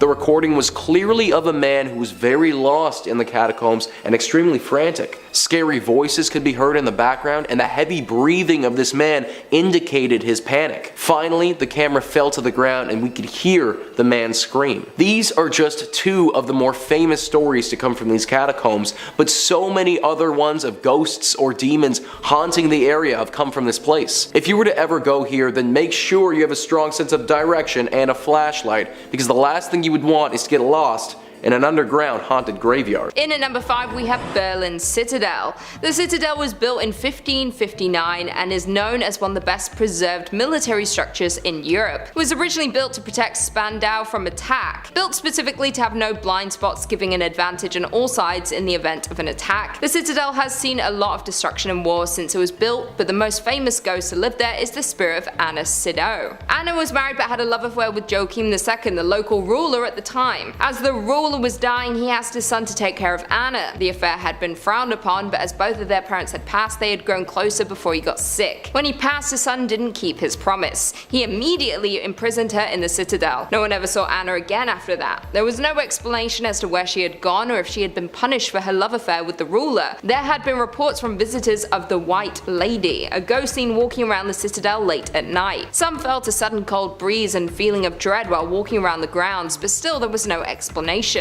Years later, the Citadel was a big tourist attraction and renovations took place. While they began to renovate, they found the remains of Anna. She had been walled into a cell and left there. This seemed to confirm the rumors that she was the White Lady for all these years. Some people have seen her late at night, but others have felt her presence. Even after she was found, her spirit had remained. If you visited today, you might catch a glimpse of her if you were to be there after nightfall. Coming in at number 4 we have Svitkov Castle. The origin of Svitkov goes back to the prehistoric times. A fort was built there in the 1st century century AD. It sits on the edge of a lake covered in all sides by water, making it the perfect place if you're worried about intruders. The castle was built in the early 13th century by King Otakar. It is not known when it was built, but the first written mention of the castle was in 1234 when it was owned by the King of Bohemia. It had many owners throughout the years, being seized in wars and passed to new rulers. It is now owned by the National Heritage Institute and is open to guests. It is regarded by locals as the creepiest place in Germany. Many refuse to visit or leave before it gets dark, as not to disturb the spirits they believe to live there. They believe that the castle is home to a dark supernatural entity. They believe it had been since prehistoric times and has never left the land. There are often voices heard from around the castle. Technical faults happen, often with no explanation. It's also been said many animals refuse to go into the building and act strange on the land outside the castle. There have been many times where the staff had lit candles to light up the halls when night falls. There have been times when every candle had been blown out at once, sending chills down the spines of anyone in the area. The most haunted part of the castle is the main tower. There are reports that if you sleep in the tower, you will pass away within the year. There are at least 2 confirmed cases of this happening throughout the castle's history. Coming in at number 3, Osnabrück. Osnabrück was once the site in a major pagan temple and burial area. The pagans decided that they would attempt to convert the German people to the Christian faith. This led to a massacre taking place at the temple. The local forces took the lives of those there, including the priests. They then desecrated the graves and broke their altar stones. The pagans built their temples and buried the dead on sacred land. It is believed that this act disturbed the deep magic infused in the land. Now every year during the winter solstice and summer equinox, something strange happens on the land. Strange orbs of light have been seen moving around the area. Screams are heard from miles away. Stains appear on the stones that still lay there today. Although the town have now been built away from the graveyard, you can still visit today. Many locals avoid the land as the spirits there seem angry about what happened to their descendants. It is thought these spirits wield great power and could have revenge when and if they choose to. If you do choose to visit, you need to be warned to be respectful. Do your research before and careful when you arrive. Many have reported seeing terrifying things or feelings like being watched while there. No one visits during the solstice and equinox, as this is when the spirits are the most active. Coming in at number 2, we have Peacock Island. Peacock Island is situated in the River Havel in Berlin. In 1685, chemist Johann Kuhnel was given financial aid to build a glass foundry on the east of the island. Here he discovered how to produce artificial red glass. When he left the island in 1692, it remained unused for about 100 years until 1793. In 1793, the Prussian King Frederick built the castle for himself and his mistress. This was then passed down through the family and used for many different reasons, including being used as an exotic farm. Although the island has a long and exciting history, there are claims it is the original Johann Kuhnel who inhabits the island long after his death. It is claimed that Johann was not only into creating glass, but that he experimented with dark magic. It is believed that through his experiments with black magic, he had cursed himself. He attempted to flee the island as to not be attached to the curse, but this didn't work. In the afterlife, he was bound to the land and his old foundry. Those who have visited the island have seen a black figure with glowing red eyes. He is often seen at the stroke of midnight. When he is near, you can feel the chill in your bones. You know that you're in the presence of darkness just by being on the island during his hour. His laboratory still stands today, and some have tried to find his old lab to learn all the dark magic and secrets that he tried to hide. It is said a fire nearly destroyed the building. The police believed this to be man-made, and it's speculated he was trying to destroy the demons and spirits he had accidentally been working with in the lab. He couldn't escape the curse, and if you don't want to meet the same fate, I would avoid visiting this building.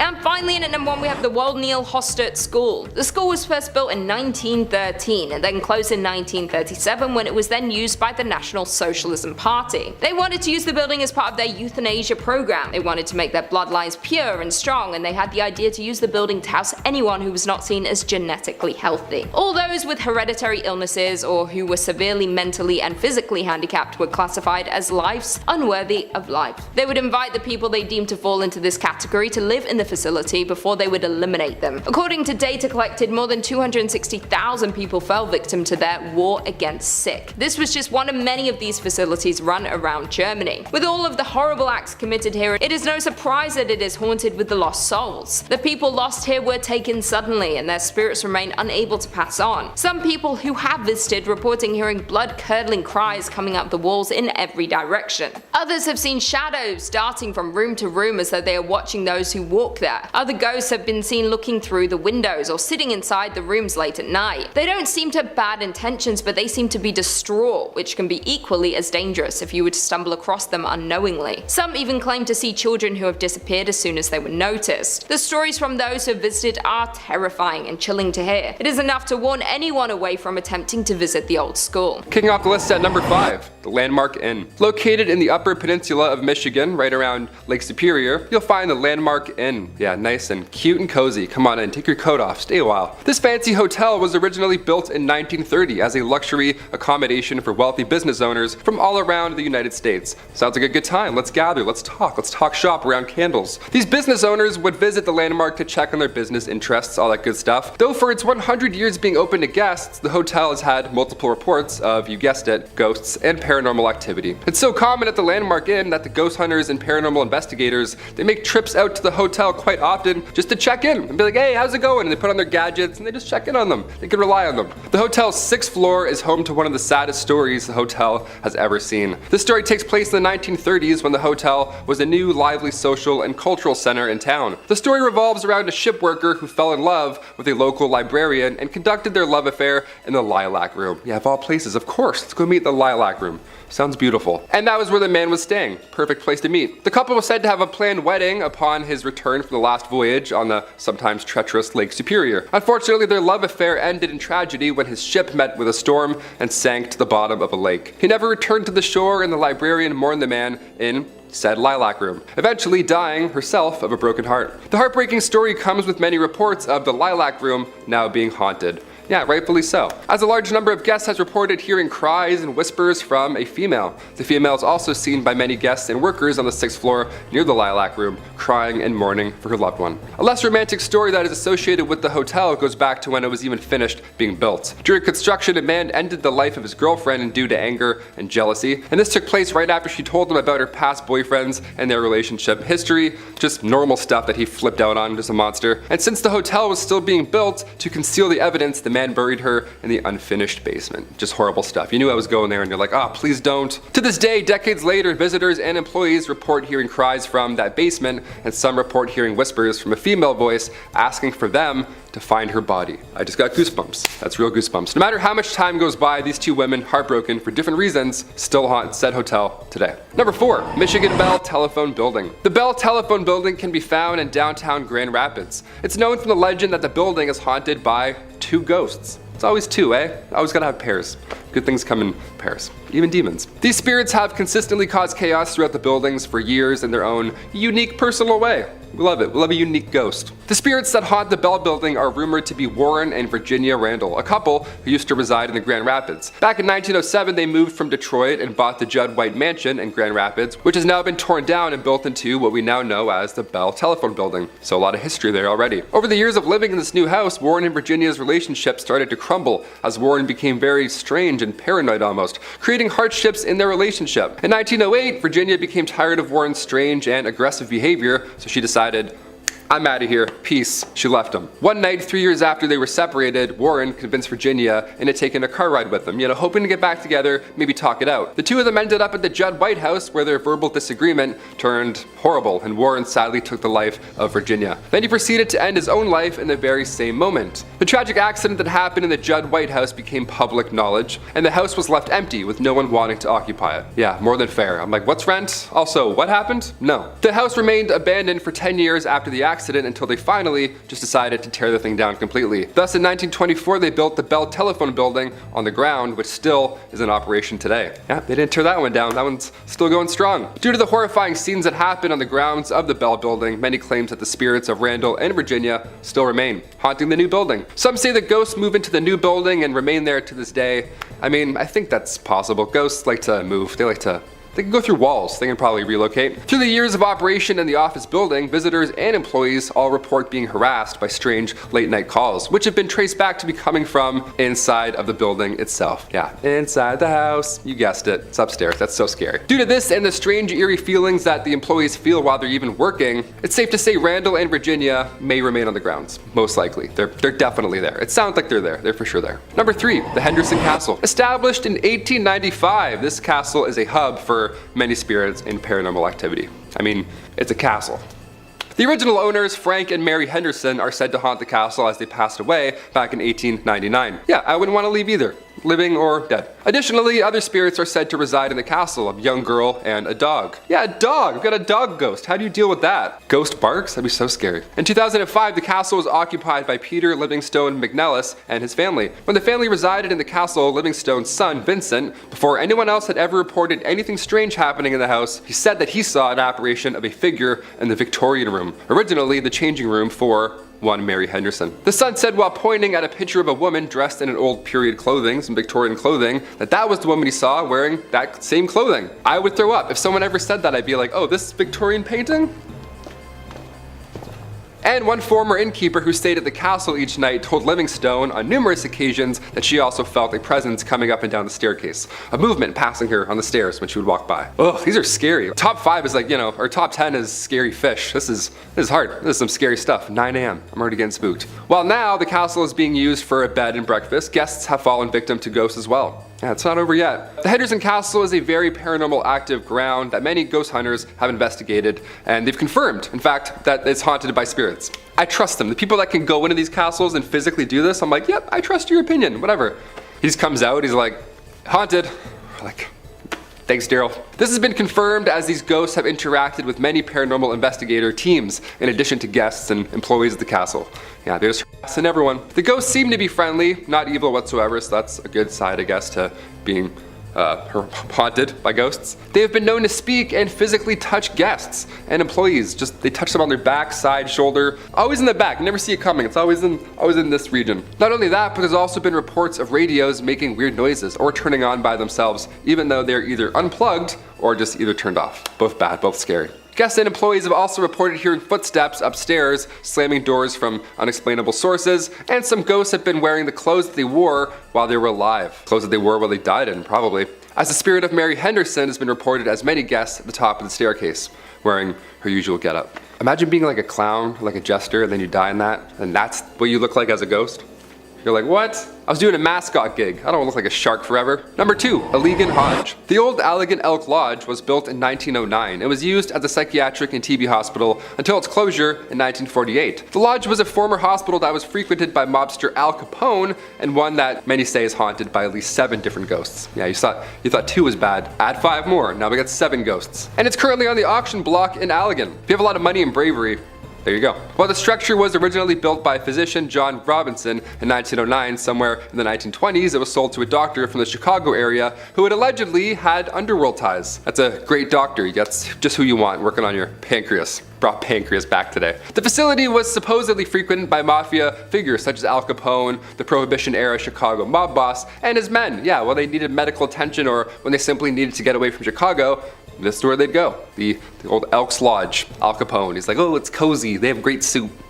Years later, it was used as an Eagles Lodge and an Elks Lodge. And in 2010, it was acquired by an Allegan woman who began renovating the property, but now she wants to sell it. Yeah, can't imagine why. Because one of the former doctors who owns the lodge had underworld ties, maybe? Something like that? I don't know. It led to a lot of people believing that there's a lot of undercover stuff about this lodge. It's still happening to this day. I don't know why I'm doing this like it's like over there, but I'm like, there's something going on in that lodge, especially as it's known to hold 7 different paranormal entities, like I mentioned previously. For many years, employees and visitors have told stories of spirits who relentlessly roam the building. Some of the paranormal activity that has been experienced here includes cabinets opening up by themselves in the kitchen, sounds of children laughing, it's always calming in the morning, photographic anomalies captured throughout the building, and like you name it, shadowy figures in the basement, all bad. Notably where the morgue was located, the basement, good stuff, a lot of stuff happening in there. They'd be knocking on the front door, indiscernible conversations, and ringing at the doorbell when no one was present. Yeah, good stuff. Again, I have goosebumps, they're back. Guests also heard footsteps and the sound of hospital activity long after being used as one. They'd also see full-bodied apparitions of children.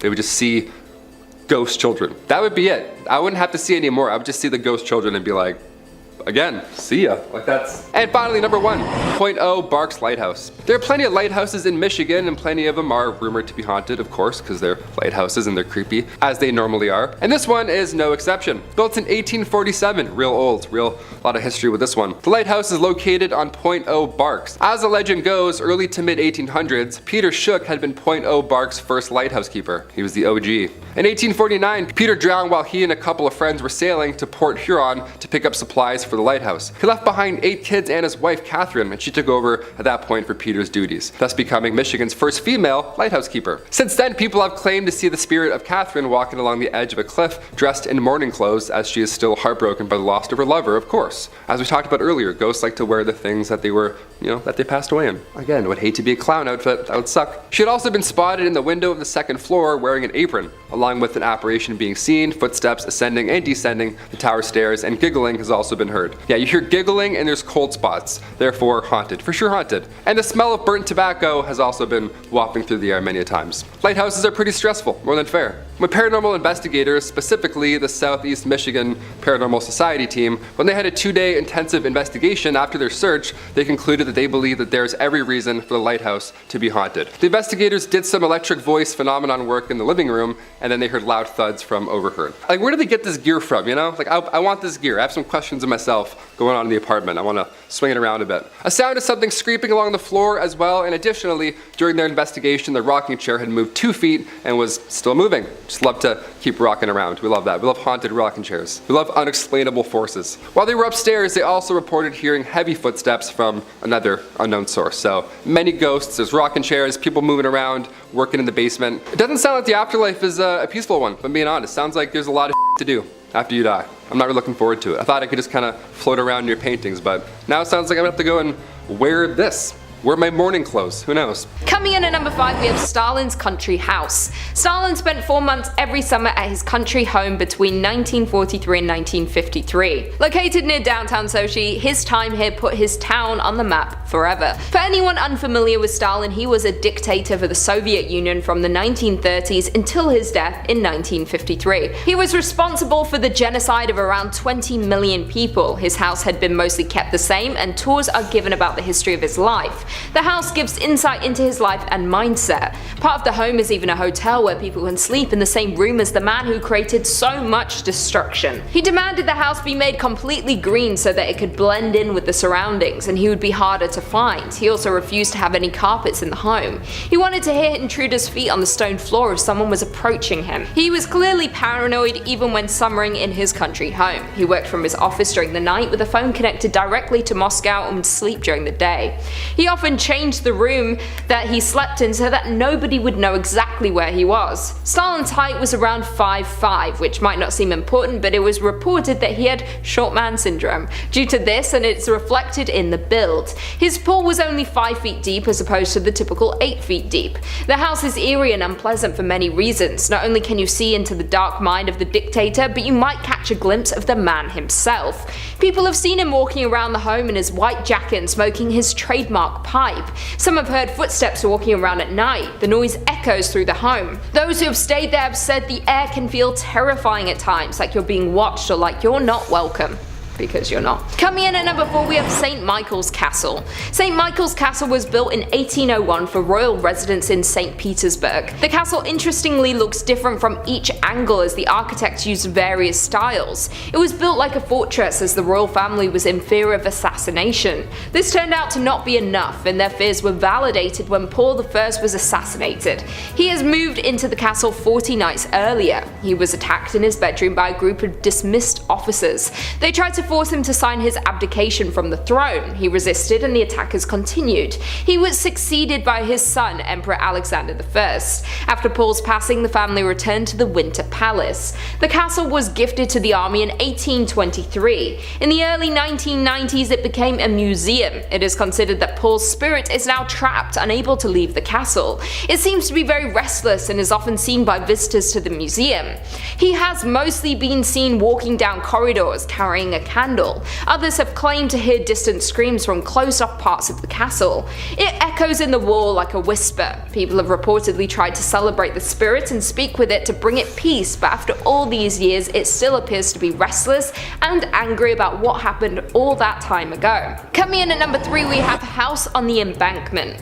The House on the Embankment is a block-wide apartment building that was built in 1931. With the relocation of the capital from St. Petersburg to Moscow, there was an increase in housing demand for civil servants. The apartments were luxury for their time, including telephones, central heating, and high ceilings. When the Great Purge happened in the late 1930s, the residents were detained in their homes. During this time, the building was referred to as the House of Preliminary Detention. As well as the residents, they would bring people they had detained elsewhere and force them into the apartments. Reports say that the apartments hold up to 5 sets of occupants at one time.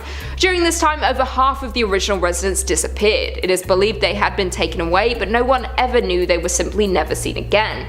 In present day, there are 505 apartments within the building, some used as offices, as well as theatres, restaurants, and retail stores. The Great Purge left a mark on the building that it may never shake. Many executions were performed on the premises during this time. It is believed that the building is full of ghosts, victims of that time that cannot move on. Residents have seen paranormal things from within their home that they cannot explain. Some have seen things in the corner of their eyes. It appears like someone is walking around their home, but when they turn to see, they have gone.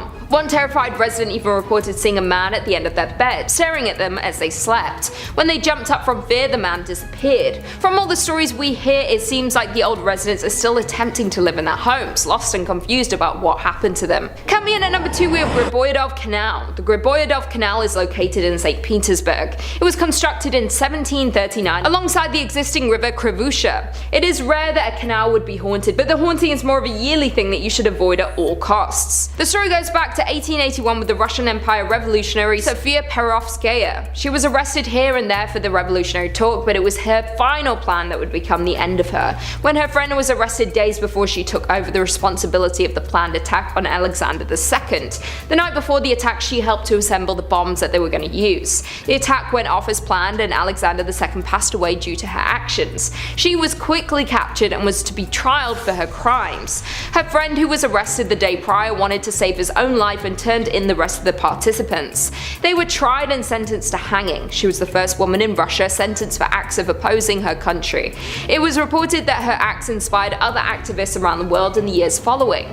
The day she died was March 22nd. It is now said that each year on the night of March 22nd, the air is misty. If you were to be walking down the canal, you would see the ghost of a young girl walking up and down the canal. She looks completely blue with a red mark on her neck. The worst part of the tale is that those who meet her become cursed. She is a bad omen. It is even rumoured that she has caused pedestrians their lives. There have been a large number of mysterious disappearances or people falling into the river late at night when no one is around. Luckily, she can only appear once a year, so as long as you stay clear on that night, you should be safe. And finally, coming in at number 1, we have Moscow Kremlin. The Kremlin is a world-famous fortified complex in the centre of Moscow. It is the best known of the Kremlins. It includes 5 palaces, 4 cathedrals, along with the enclosing wall and towers. The complex is now the official residence of the President of the Russian Federation, as well as a museum for tourists. Before it was a museum for the public, it was used for the Soviet Union, and remnants of this still remain. The corridors are still lined with brown Soviet tiles, and the walls still have some of the secret communication wires. There have even been bones uncovered during archaeologists' dig in the underground storage rooms. They once buried their own on site. Some of the findings date back to medieval times. There are many mysteries hidden within the vast space of the Kremlin. There are still sections of the Kremlin today that go mostly unused, and many things may have not been uncovered to this date. There have been wars fought and secrets kept within the walls, and some of them have led to restless spirits trying to contact the living. There have been sightings of various ghosts, as well as other unexplained paranormal activity that takes place while guests visit.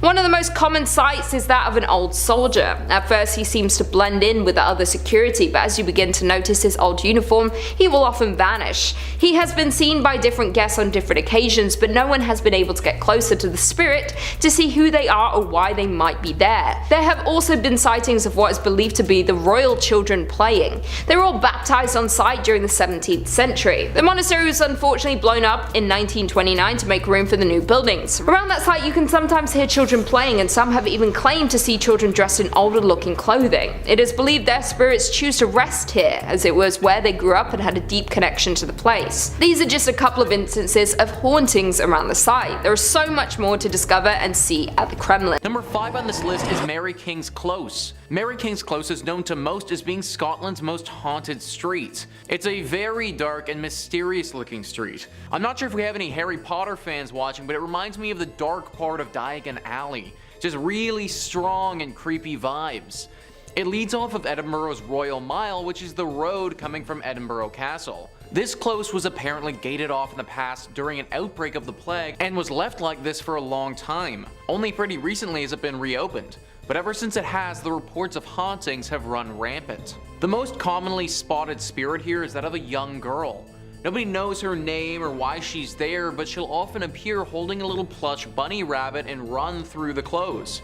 She's said to be devilishly tricky as well and will often steal tiny things off of your person as you pass by without even realizing. Phones, wallets, rings, necklaces, tiny things of this nature are often reported being lost or stolen after walking through the close. Some people think that when this place got bricked up, she was actually forgotten about in here and then died. I'm not sure how someone could possibly have forgotten a little girl here as they were locking it up, but I suppose anything is possible. Either way, it is deeply haunted now, and if you do go, then make sure you leave all your valuables at home. Number 4 on this list is Stirling Castle. Stirling Castle is one of the most haunted castles in all of Scotland's history and is located on top of Castle Hill. Great Castles writes, "The most famous spirit to call Stirling Castle home is the ghost of the Green Lady. Stirling Castle still serves as the home to a garrison, and one evening she delayed dinner in the officers' mess when she materialized behind the chef who was preparing the meal for the soldiers. Feeling as though he was being watched, he turned around, only to see her green, translucent form standing behind him, at which time he fainted. She simply vanished on this occasion, but her appearances are usually a harbinger of bad things to come. On several occasions, her visits have occurred shortly before fires or other mishaps at the castle. The ghost of a pink lady sometimes can be seen leaving the castle and walking to the neighboring church of the Holy Rood Ladies' Rock. This was an elevated location where the ladies of the court would go to watch knights participate in jousting tournaments. Some believe the Pink Lady is the ghost of the sole survivor of Edward I's siege of the castle in 1304. Having escaped the siege, she keeps returning to the castle to find her slain husband, though her spirit is seen leaving the castle, not entering. This article then goes on to talk about a ghost of a man with a kilt who lives around the dungeons of this castle and occasionally shows himself to the visitors. But clearly the spirits of this castle are pretty fond of bright colors. The Green Lady, the Pink Lady, I'm kinda surprised that we didn't get a few more ghosts together and we can make a whole freaking rainbow. Even though they are bright and colorful, they are still very scary. In fact, there have been reports of people actually dying of sheer fright before, their corpses looking as if they were petrified to death. It's also believed that if you don't die of fright, then seeing these ghosts is a sign of horrible things to come. Either way, I would recommend avoiding this spot altogether. Scotland has a bunch of other non-haunted castles to visit if you need to get your castle fix in. Number 3 on this list is the Culloden Moor. The Culloden Moor acted as the site for one of Scotland's most infamous and bloody battles in all of history. Christy McIntyre writes, "Many of the ancient battlefields of Scotland are rumored to be plagued by the souls of those who died there. It's not surprising that Culloden, the site one of the most infamous battles in British history, is among them. Over in under an hour, nearly 1,500 Jacobite soldiers were killed, and it remains the last battle fought on British soil. But according to some locals, the battle still rages. Gunfire, swords, and crying are said to echo across the empty moor, particularly on the anniversary of the battle. As well as sounds of combat, the figure of a lone Jacobite soldier reportedly roams the battlefield, wandering in his clan tartan, muttering 'defeated' over and over again as he goes. He's not the only ghostly visitor to this site. Close to the battlefield is the house that Bonnie Prince Charlie, leader of the Jacobite rebellion, slept in the night before the battle. Although now a hotel, it's said that the prince still lingers there wearing full Highland dress, waiting for the battle that will restore him to the throne. Birds are said to never sing or even fly over this area since they can sense the horrible spirits that are still around here. Whenever birds or animals in general want to avoid a certain area, usually it makes me pretty skeptical as well. Animals have a sixth sense about such things and they can feel danger before it's even there. Also, if I'm to avoid any ghosts, then it's always going to be the ones that were slain in battle. These souls have been through hell and are obviously very dangerous. Our soldier could wander around saying 'defeated', or he could pull out his ghost sword and go to town on you. Not a risk that I am personally willing to take. Number 2 on this list is Overtoun Bridge. I'm sorry, but this bridge is clearly haunted. Is actually the title of an article written by Amanda Arnold on how freaking haunted this bridge actually is. The bridge is located in the small Scottish town of Dumbarton. Most bridges that we talk about on this channel are haunted by the ghosts of those who have passed away here, or some lady in white that longs for her lover here, or something like that. Not this one though. This bridge actually isn't dangerous at all to humans. It is, however, super dangerous to our best friends, dogs. Apparently this one little bridge in basically the middle of nowhere has been the host to over 50 dogs taking their own life. Yeah, you heard that properly, a dog taking their own life. In the past 60 years, anywhere from 300 to 600 dogs have thrown themselves over the bridge for no apparent reason, and over 50 of them have died from the fall. Think about that statistic for a second. Like, that's actually kind of crazy. Outsiders believe that there has to be some kind of smell or some property around here that attracts the dogs to the water, but locals believe it's something paranormal. Apparently, even though these spirits are not dangerous to humans, we can still sense them, and people around here have sensed these beings before. It also doesn't seem like a smell that bothers these dogs because they go into a deep trance right before they leap off. At first, she froze, McKinnon told the Times, but then she became possessed by a strange energy and ran and jumped right off the parapet. That was a statement from a dog owner who watched as their dog jumped off the bridge. Locals think that the ghost who is causing these doggy disturbances are from the Lady of Overtoun. She died here many years ago mourning her husband. I suppose this could be the case, but why is she taking out her grief on dogs? Like, come on lady, let's leave the pups out of this. Anyways, this is definitely a haunted spot, and if you do happen to be walking your dog here, then keep it on a leash. Number 1 on this list is Cawdor Castle. Cawdor Castle is definitely one of the most haunted castles in Europe. It is quite a name for itself because it has a strong connection to one of the most successful stories ever written, Macbeth. This also adds to the lore of this castle's haunting because Macbeth, or the Scottish play, has its own history of haunting surrounding it. Even though this castle is deeply tied in with that story, its haunting doesn't share any connection to the one that plagues Macbeth. This one is centered around the ghost of a woman named Muriel Cawdor. Muriel Cawdor was the daughter of the Earl of Cawdor, who was in charge of the castle in the 18th century. Her ghost is seen at this castle all the time, with most of the sightings taking place in the tallest tower here. There are 2 stories of origin for how she managed to come about, and no one is 100% sure which is the correct one. The first story talks about how she fell in love with someone from a rival clan. A real Romeo and Juliet story where she was deeply in love with someone that she wasn't allowed to see. She would sneak out to see this boy, but eventually her father caught her and punished her for her actions. After learning of her treachery, his rage knew no bounds and he beat his daughter. She got away though and ran to the top of the tower, locking the door behind her. Her father wasn't deterred though and broke through, drawing his sword in the process. She tried climbing out the window to safety, but her dad, with one big swing, cut both of her hands off and she fell to her death. The second story doesn't include the dramatic chase up to the tower, but says that he just cut her hands off as punishment so that she could never hold her lover again. Obviously though, with both of her hands sliced off, she couldn't really do much of anything and died from blood loss soon after. Either way, her ghost is now forever restless in this castle and makes itself regularly known to visitors. Obviously, the key identifier of this apparition is her lack of 2 hands. Number 5 on this list is the Plaza Theater Performing Arts Center. Built in 1930, this beautiful theater has had many shows and screenings here over the years. For 55 years, it was in operation as one of the premier spots to have your movie shown, but in 1985, the theater shut down. It remained as such for about 20 years when in 2006, it began to get renovated. Now it's mainly just for live theater and other performance art in the city of El Paso. Like a lot of beautiful old theaters though, as time passes, legends emerge, and this one in particular certainly has its fair share. The Plaza Theater for Performance Arts Center has 3 primary ghostly apparitions it houses. The first is our very standard and very classic drifting woman in white. Looking sad and down on her luck, the spirit of this woman will often drift around through the rafters and has been seen by many workers throughout the years. The second is a man in all black who materializes in front of people. He's described a bit like a shadow creature, but slightly less menacing.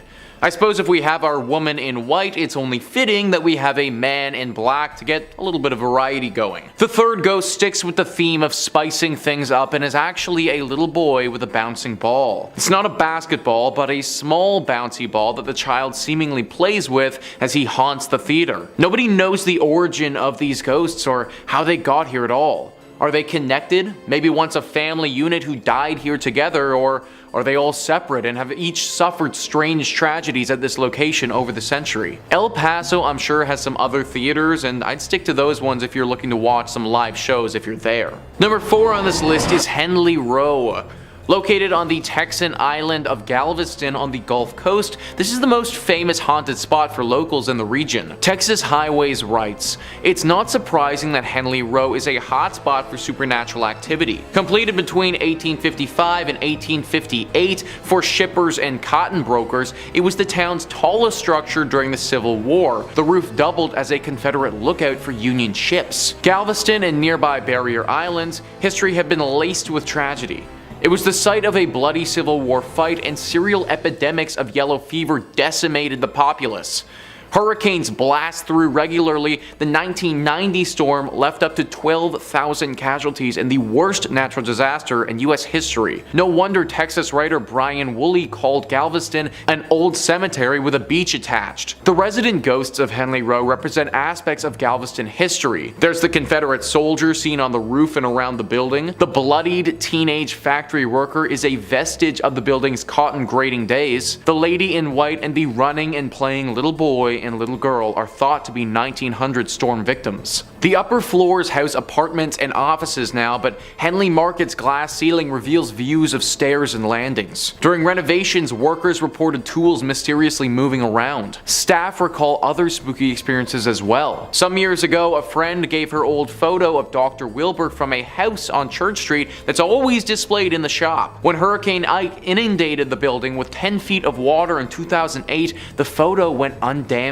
while many other things were destroyed. Every year on November 1st, employees construct an elaborate Day of the Dead altar that includes the photo and lighted candles. Before closing, the staff follows a 3-person backup routine to ensure the candles are completely extinguished, even dousing them with water. Yet almost every single year, 1 or more candles are burning the next morning. I can't imagine working at a place where we had to light candles for our ghost altar. Like, that action alone would make me want to quit immediately. I suppose the one good thing is that the ghosts here don't appear to be particularly evil or wanting to inflict harm. Still though, waking up and heading to work is already a tall task as it is, but knowing that there's a dead little boy and girl waiting there, yeah, that's a solid no-go for me. Number 3 on this list is the USS Lexington. The ship has its own museum dedicated to it now, and it is 100% haunted. The decommissioned World War II aircraft carrier is riddled with different phantoms. This museum is literally said to receive, on average,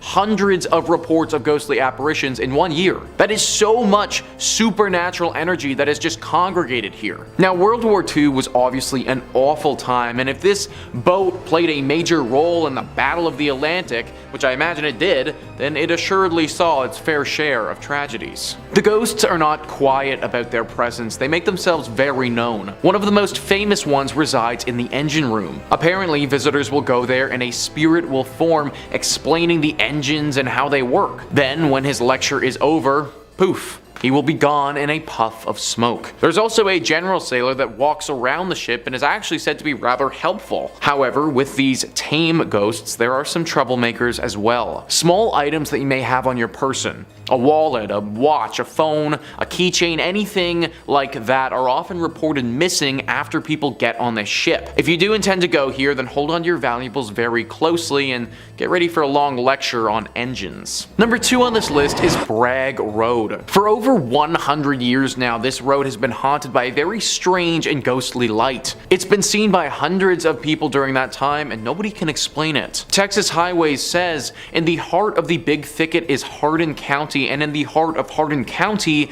is the infamous Bragg Road, home to countless sightings of the ghost road light that appears to nighttime travelers on the road between Saratoga and the defunct village of Bragg Station. Before the current road was built, the Arrow Strait clearing served as Santa Fe Railroad's branch line built in 1903. From its inception, locals considered the line haunted by Mexican laborers murdered by a thieving foreman, a deserter shot by Confederate soldiers, a hunter lost forever in the woods, and a decapitated railroad brakeman searching for his head. But all the stories share a common theme, a floating orb of light. The road replaced the railroad tracks in 1934, but the light remained, seen by hundreds of people over the decades. In the 1960s, Archer Fullingham, editor of the County News, spread its notoriety in articles. National Geographic published a clear photo of the light in a 1974 feature about the Big Thicket. Texas folklorist Francis Albernithi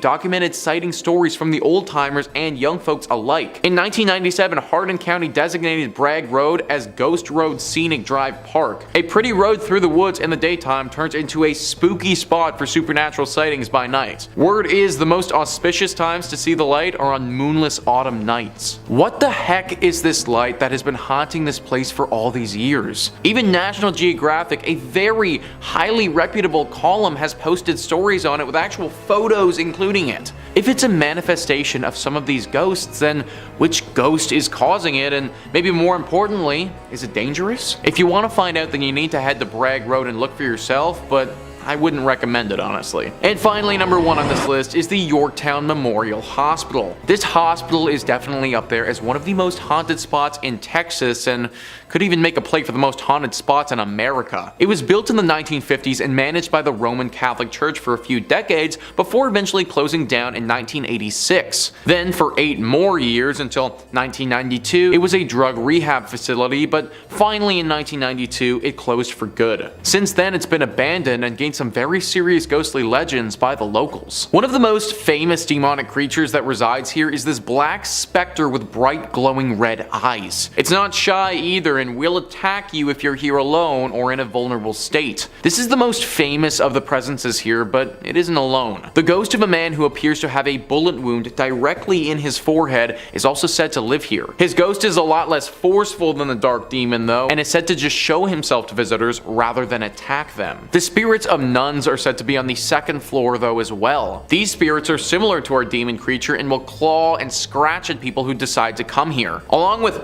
all of this, we also get our classic indicators of a haunted location, such as feelings of despair as you walk through, temperature changes, and moans echoing throughout the building. Avoid this place at all costs if you want to keep a tight grip of your sanity. Number 5 on this list is the Trans-Allegheny Lunatic Asylum. Operating from 1864 to 1994, this asylum, like most of the entries on this list, has certainly been through the ringer. This place was meant to only house 250 people at its max, but on many occasions had over 2,400 people residing here. Everyone was crammed in like animals, and considering this building was never meant to see this many patients at once, the living conditions were pretty horrible. Whenever you cram that many people into a small space together, especially an asylum, some pretty nasty things will go down as well. Several murders have taken place here over the years, along with incidents of patients and workers taking their own life. The haunting of this location was pretty progressive and didn't come on all at once. Reports date back to the early 1900s and got increasingly more frequent as time went on. Eventually it became clear by the later 1900s that this was no longer a usable space and they needed to move on. This is why it shut down in 1994 and has no medical purpose at this point. In fact, now the only thing that it has is ghost tours.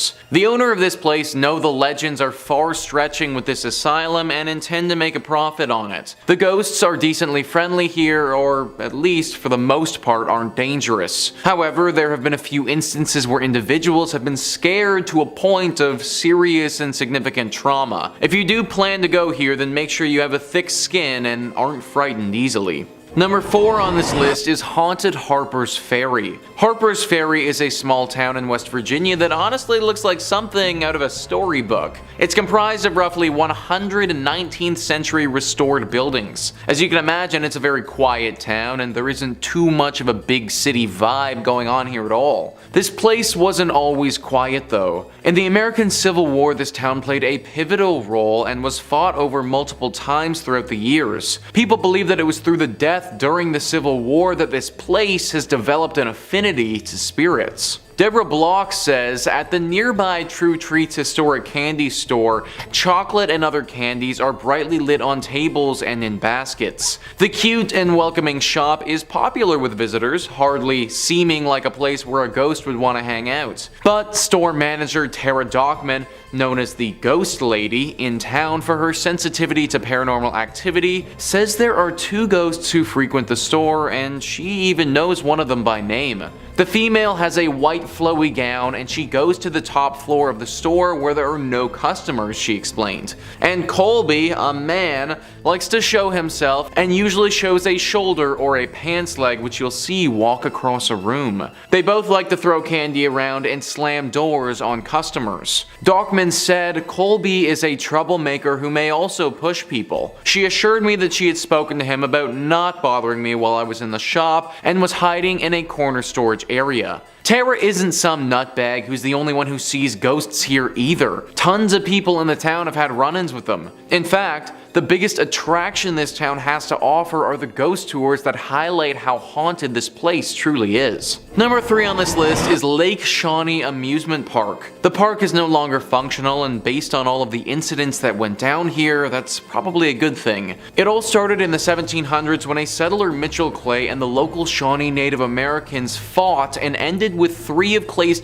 dying and lots of Shawnee warriors passing away as well. This was the inciting incident of the tragic movie that is Lake Shawnee Amusement Park. Also, 200 years later in the 1920s, this land was bought and turned into an amusement park. The buyer wasn't aware of this history though and didn't realize the dark mark that had been left here by that battle so many years ago. There were a decent amount of tragic incidents that went down here while the amusement park was operational, but there are 2 that stand out as being the most stunning. The first one involved a young girl on the swings. While she was on the swings, a delivery truck, without seeing her, backed straight into her and she passed away. The second one involved someone who drowned in the swimming pool because their arm got stuck in the drain.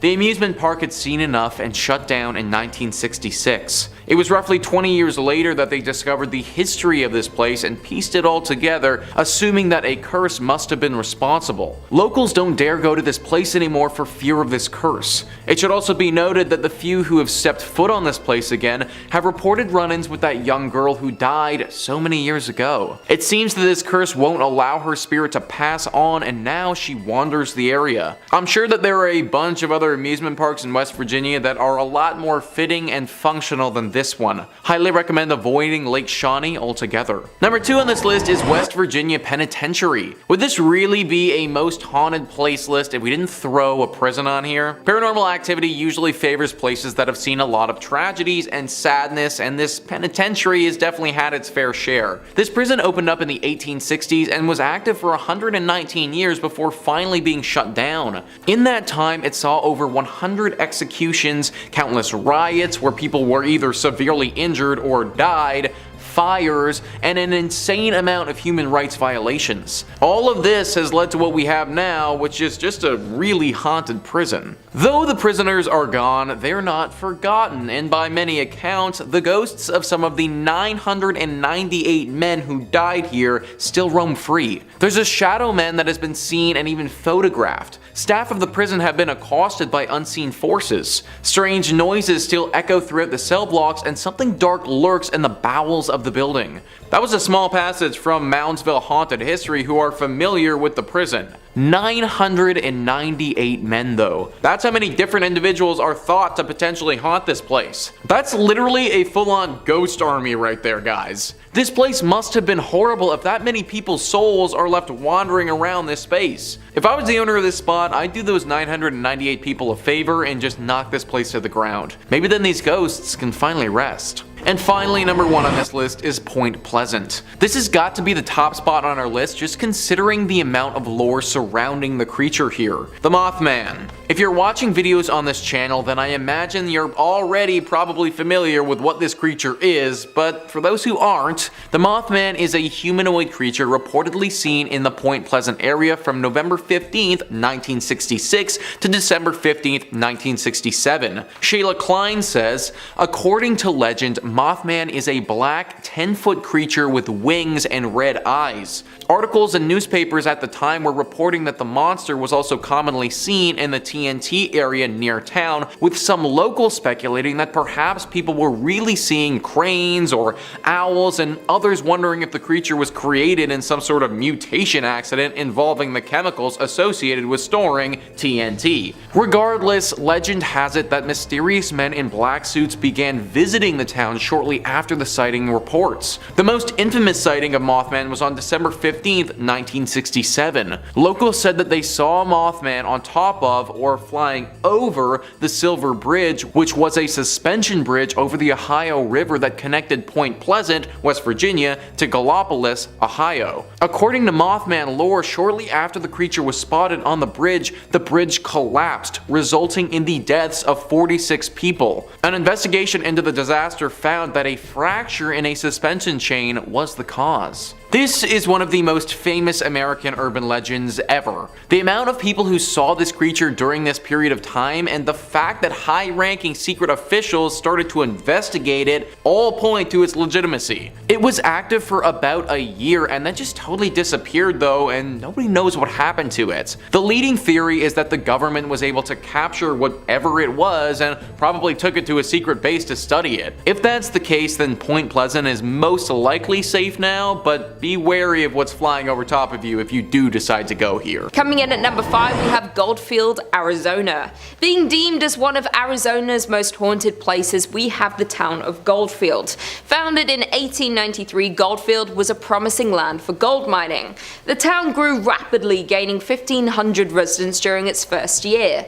The space was quick to build businesses including stores, a blacksmith, a butcher, a brewery, and 3 saloons. Though the town of Goldfield met its fall just as quickly as it was built up. After 5 short years, the gold ran out and people began to dwindle, eventually leaving it fully abandoned, securing its ghost town status. Being classified as a ghost town doesn't necessarily mean a place is haunted by ghosts, but this is not the case for the Goldfield ghost town. There's plenty of documentation and investigations that point to Goldfield being a paranormal active ground. It is known that a mysterious figure lurks within the shadows of the Goldfield ghost town, Bordello. It is unclear who this spirit would have been in life, yet it is commonly believed he was once a miner who lived in the town. Unexplainable knocks and bangs are heard in the building, and some unfortunate visitors have been scratched. This activity is attributed to a dark character who's usually seen wearing a cowboy hat. Just on the horizon of the Goldfield ghost town sits a landscape made ominous by its name and the legend surrounding it. The Superstition Mountains are cloaked in mystery and at the center of many fables, making them notorious among the paranormal community. The Superstition Mountains carry many secrets, the most famous being the location of a supposed deposit of gold and riches in the Lost Dutchman's gold mine. A curse has kept this treasure safe since the days of Goldfield's mining boom. Many have set out to locate these riches, and many have returned empty-handed or found only death. Countless adventurers have perished in the Arizona heat pursuing this chase. Their ghosts are said to now haunt the mountainside. Other secrets of the mountain have people believing that the hill is a place where evil spirits hid and told stories of a devil that lived behind the mountain. There's also a rumored apparition of a hugely tall skeleton named the Borrego Phantom, which appears to those exploring the mountain after dark. Another layer of creepiness is added to the mountain by the local legend that reptile-looking people surface there after dark. All of these creepy mysteries are summed up pretty nicely in the Superstition Mountain's name. In at number 4 we have Glen Rio, New Mexico. Found on the state border of Texas and New Mexico, Mexico lies the town of Glenrio. Founded in 1901, it was a town where wheat and cattle farmers settled and grew a community. Being divided between two states made for some unusual customs in Glenrio.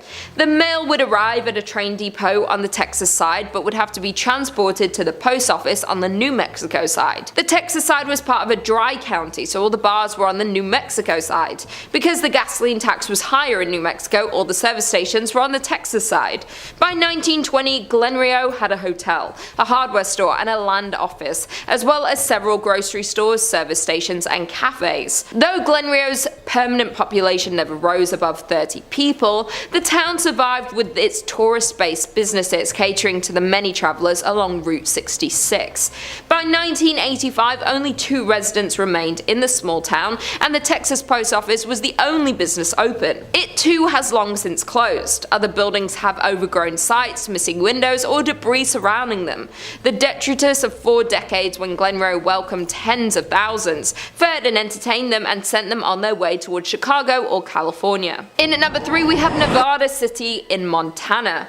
Miners settled in Nevada City in 1963, along with establishing their homes and businesses in this new town. Located in southwestern Montana, the town is 1.5 miles from Virginia City. The town was thriving up until 1876 when the gold miners moved to other promising sites. In 1896, the Connery Placer Mining Company destroyed most of the city's buildings. The company dredged the gulch and later abandoned it, leaving heavy wooden barges. This abandoned town being haunted is old news, as the Nevada City Hotel is reported to be frequented by the apparition of a road agent who lost their life nearby, according to online sources.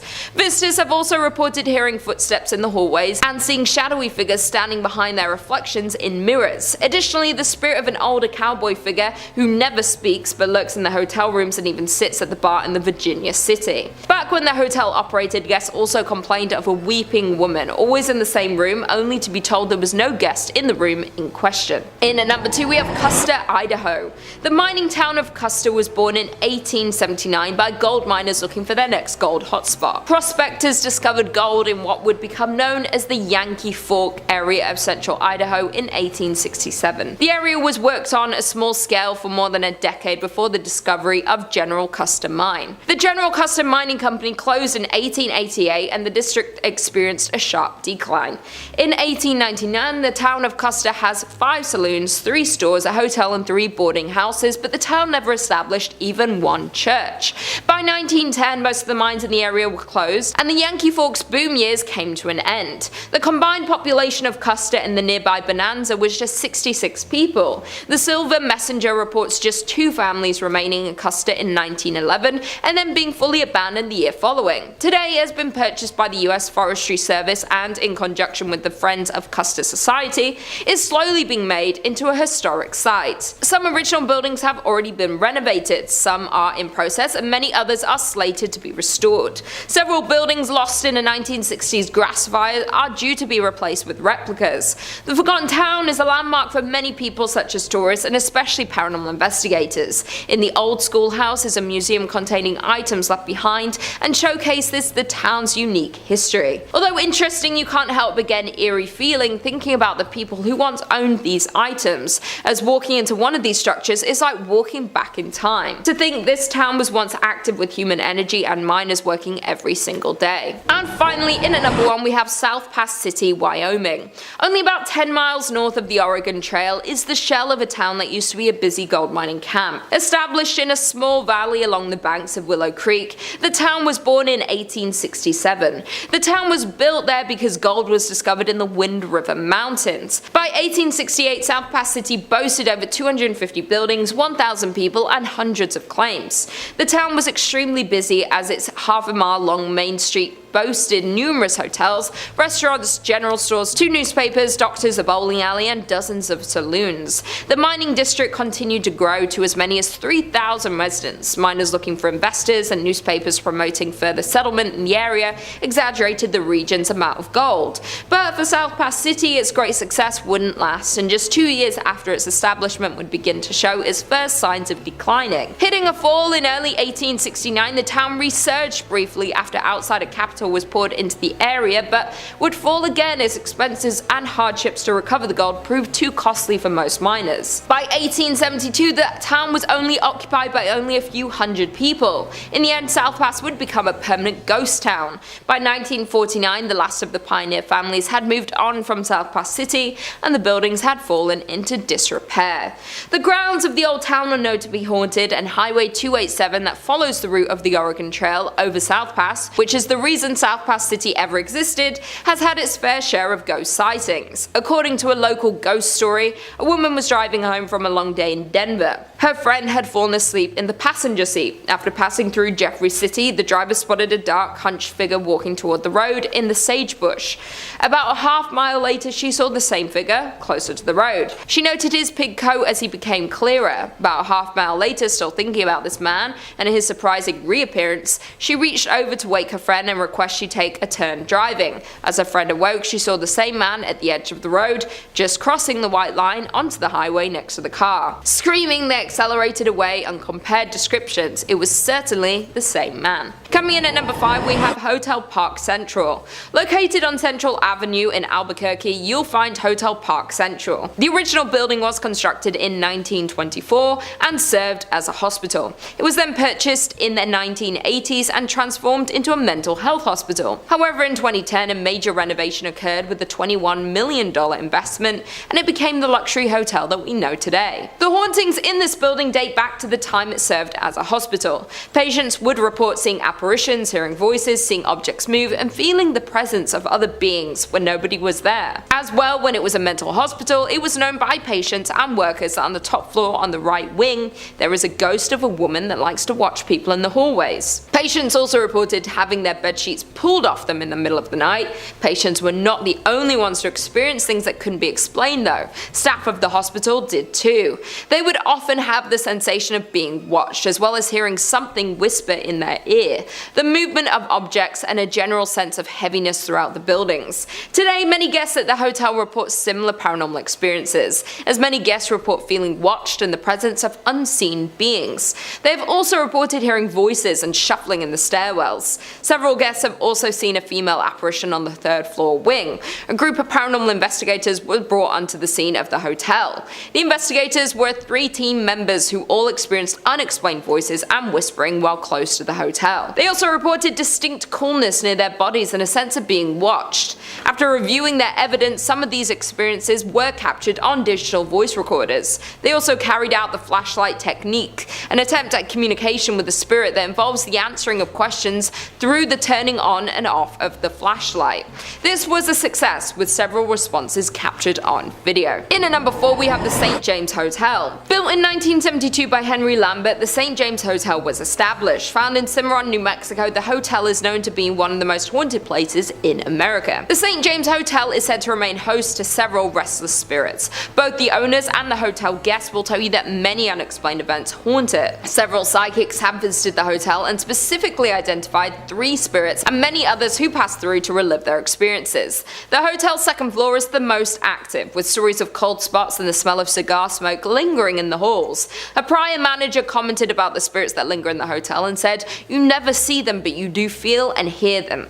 Another report from a former owner states that she walked into the dining room and saw a pleasant-looking cowboy standing behind her in the mirror on the front of the bar. The spiritual activity of the hotel has been featured on the popular television show Unsolved Mysteries and A Current Affair. Room 18 at the hotel is kept locked because it houses the ghost of an ill-tempered Thomas James Wright, who lost his life at his door just after winning the rights to the hotel in a poker game. Having been injured from behind, Wright continued into the room and slowly met the end of his life. Because of the tragic accident that happened in room 18, it is known as one of the scariest and most haunted rooms. This can be seen with one former owner who said she was pushed down while in the room, and on another occasion saw a ball of angry orange light floating in the upper corner. The staff considers the room to be the most haunted, and people are rarely allowed to enter this room, much less sleep in it. Rumours abound that when the room was rented, several mysterious deaths occurred there. Other unknown entities are also said to roam the hotel, creating a host of paranormal activities. Staff report that items constantly fall off walls and shelves, and electrical equipment at the front desk behaves unpredictably.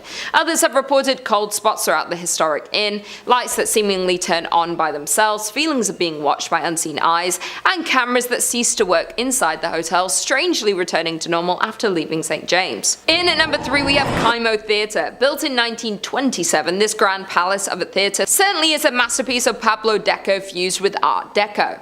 The creation of this beautiful southwestern style theatre was financed by a hard-working wealthy entrepreneur, Orest Bacecci, who wanted to fulfill a lifelong dream of building a grand theatre which would rival other larger-than-life movie palaces that were springing up around the United States. A large fire in 1963 destroyed Kymo Theatre's iconic stage and much of the building, prompting the Bacecci family to demolish it. In 1977, the same year, the theatre was listed on the National Register of Historic Places. The citizens of Albuquerque voted to purchase Kymo Theatre at a steep discount. In return, the city of Albuquerque offered to fund the restoration of the landmark attraction. With the change of hands, local restoration experts were hired to restore Kymo Theatre to its former glory. The hauntings of Kymo Theatre can be traced back to a freak accident that happened in the late afternoon on August 2nd, 1951.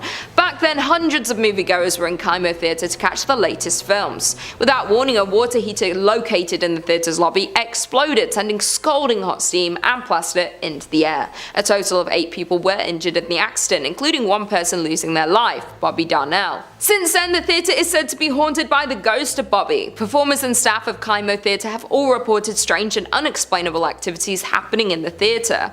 In particular, donuts placed backstage for performers would often go missing. To appease the spirit of Bobby, an altar was erected beneath the stairs to the dressing rooms. Toys, sweets and donuts would be placed before every major performance to ensure the success of each show. Those who didn't would face a disastrous performance. Kymo Theatre's technical manager Dennis Potter recounted an incident in December 1986 when the donuts were removed by Andrew Shear, director of A Christmas Carol, just minutes before the first show. It did not take long before the disaster occurred. Electrical cables fell, lights exploded, doors on the set opened without warning, and performers had forgotten their lines. After the end of the disastrous show, the donuts were promptly replaced and the next show went off without a hiccup. However, an interview with Andrew contradicted the Potter's story, with the former claiming that the donuts were never removed or replaced. Apart from the unexplainable disruptions, staff working at Kymo Theatre have also reported seeing the ghost of Bobby, dressed in a striped shirt and blue pants. The ghost of Bobby is often seen loitering on the lobby staircase looking for the next victim of his harmless shenanigans. In at number 2 we have La Fonda Hotel. Standing in Santa Fe, New Mexico, there is the historic La Fonda Hotel. Over the years, the hotel was destroyed and rebuilt several times over. In 1821, when Captain William Becknell blazed the path of what would become known as the Santa Fe Trail, he stayed at a La Fonda where the trail terminated at the town central plaza.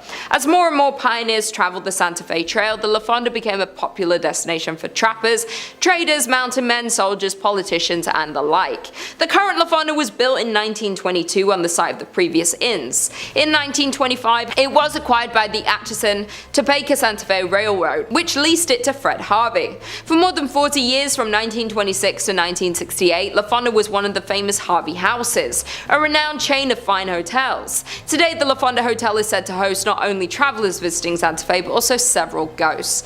Some people believe that the Honorable Judge Slough continues to walk its hallways. However, more often reported is the ghost of the distraught salesman who jumped into the well after losing all of his company's money. The hotel's dining room, called the La Plazuela, is situated directly over the old well, and both guests and staff alike have reported the sight of a ghostly figure that walks to the center of the room, then seemingly jumps into the floor and disappears. Other reported phenomena include a ghost that haunts the Santa Fe room, as well as a spirit that walks the hallways near the La Terraza, a restaurant located on the east side of the hotel's third floor. In the 1970s, a ghost reportedly called the front desk to complain that someone was walking up and down the hallway in front of his room. When an employee was sent to investigate, he saw a tall man in a long black coat disappear into a stairwell. However, when he followed him to the stairs, there was no sign of the mysterious visitor. And finally, in at number 1, we have the Luna Mansion. The Luna Mansion in Los Lunas, New Mexico is known for one thing, and it's its ghost stories. Over the years, the Luna Mansion in Los Lunas has gained a reputation as being haunted. Guests and staff alike have shared stories of unexplained activity, which some chalk up to the paranormal. Over the years, the mansion changed hands several times before it was purchased and renovated as a fine dining establishment in the 1970s. It was then that the ghost of Josephina began to appear. Perhaps she didn't like the renovations, or maybe she just wants to stick around to make sure they were doing a good job on the home that she had spent so many years looking after. Dressed in 1920s period clothing, she had been described by employees as appearing very real. Most often she is seen in two former bedrooms on the second floor, an attic, storeroom, and at the top of the stairs leading to the second floor bar. At the top of the stairs sits an old rocking chair, which she has often been seen sitting in and rocking slowly.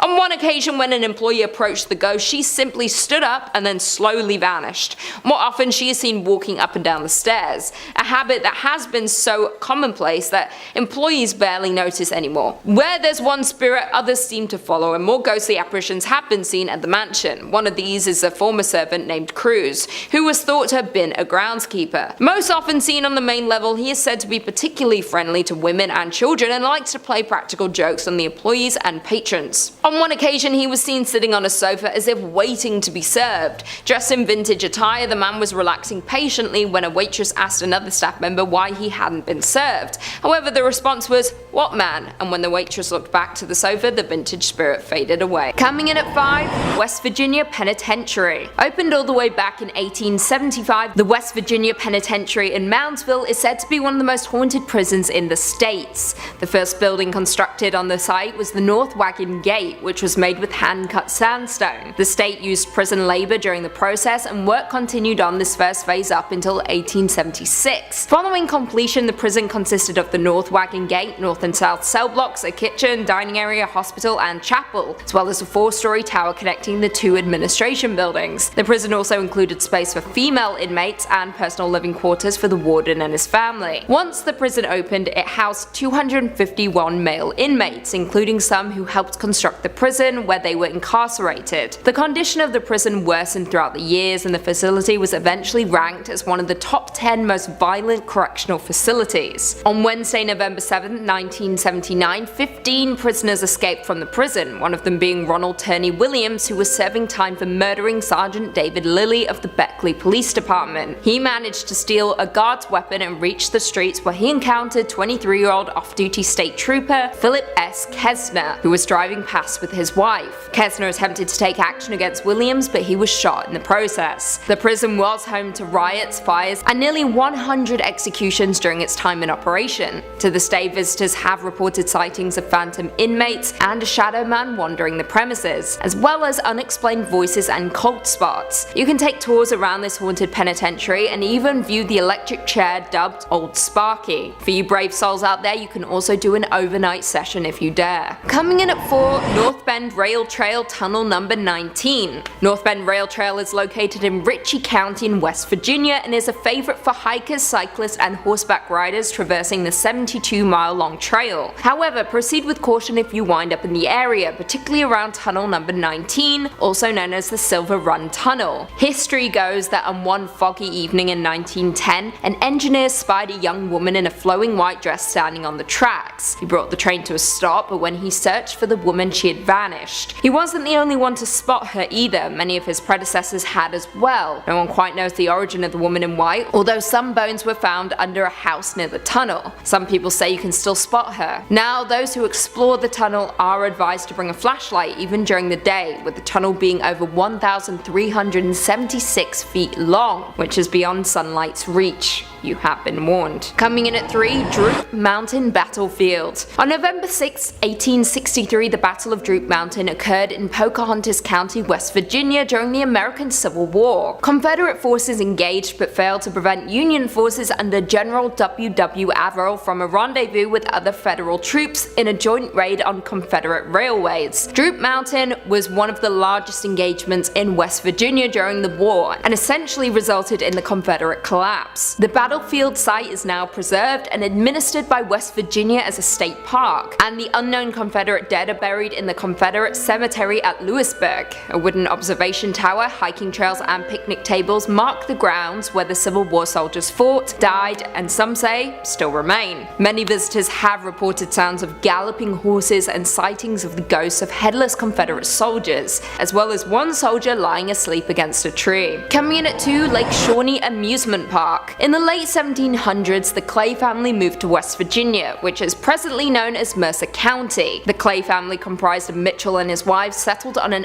800-acre farm and raised 14 children. However, in 1783, tragedy struck. While Mitchell was out hunting, a few members of the Shawnee tribe killed 2 of the Clay children and burned another at the stake. In retaliation, Mitchell hunted down a handful of Native Americans and killed them. The land in turn became unoccupied for years, up until the early 1900s when Conley T. Snyder purchased the land and built a small amusement park on it. However, the amusement park had just as unfortunate luck as the Clay family. The park featured a Ferris wheel and a swing ride and was popular among locals, particularly families of coal miners who resided in the area. In the early 1950s, a young girl on the swing ride was killed when a truck delivering sodas accidentally backed into the ride, striking her. Another child also drowned in the swimming pool, which was subsequently filled in to prevent further accidents. During its operation, at least 6 people died at the park, which resulted in the park ultimately closing in 1966. In 1985, Gaylord White, a former employee of the park, purchased the land with plans to reopen it. It happened for a brief period, that is, before the park closed again after a 1988 archaeological dig uncovered numerous Native American artifacts, as well as human remains on the property that had been buried prior to the arrival of the Anglo-European settlers. In total, 13 skeletons were uncovered, mostly of young children. Perhaps the property is cursed, or perhaps it's just a series of unfortunate events. Who knows? But one thing is for sure, it is one of the most haunted places in the entire world. And finally, coming in at number 1, the Trans-Allegheny Lunatic Asylum. The Trans-Allegheny Lunatic Asylum, also known as the Western State Hospital, was a Kirkbride psychiatric hospital that operated from 1864 to 1994 by the government. Originally built by Richard Andrews, it was constructed from 1858 to 1881 and was originally designed to hold 250 people. However, it became overcrowded in the 1950s, with the hospital housing 2,400 patients, resulting in it being forcibly closed in 1994 due to changes in patient treatment. Following its closure, it was then purchased by Joe Jordan in 2007 and is open for tours and other events to raise money for its restorations. During tours of the facility, witnesses have reported doors slamming, shadowy figures, and even blood-curdling screams from within the building walls. The asylum has garnered such a spooky reputation. It has appeared on shows such as Ghost Stories, Ghost Hunters, Ghost Adventures, and Paranormal Lockdown. It was also featured in Bethesda's 2018 video game Fallout 76 under the name Fort Defiance and acted as a base for the Brotherhood of Steel, one of the game's main factions.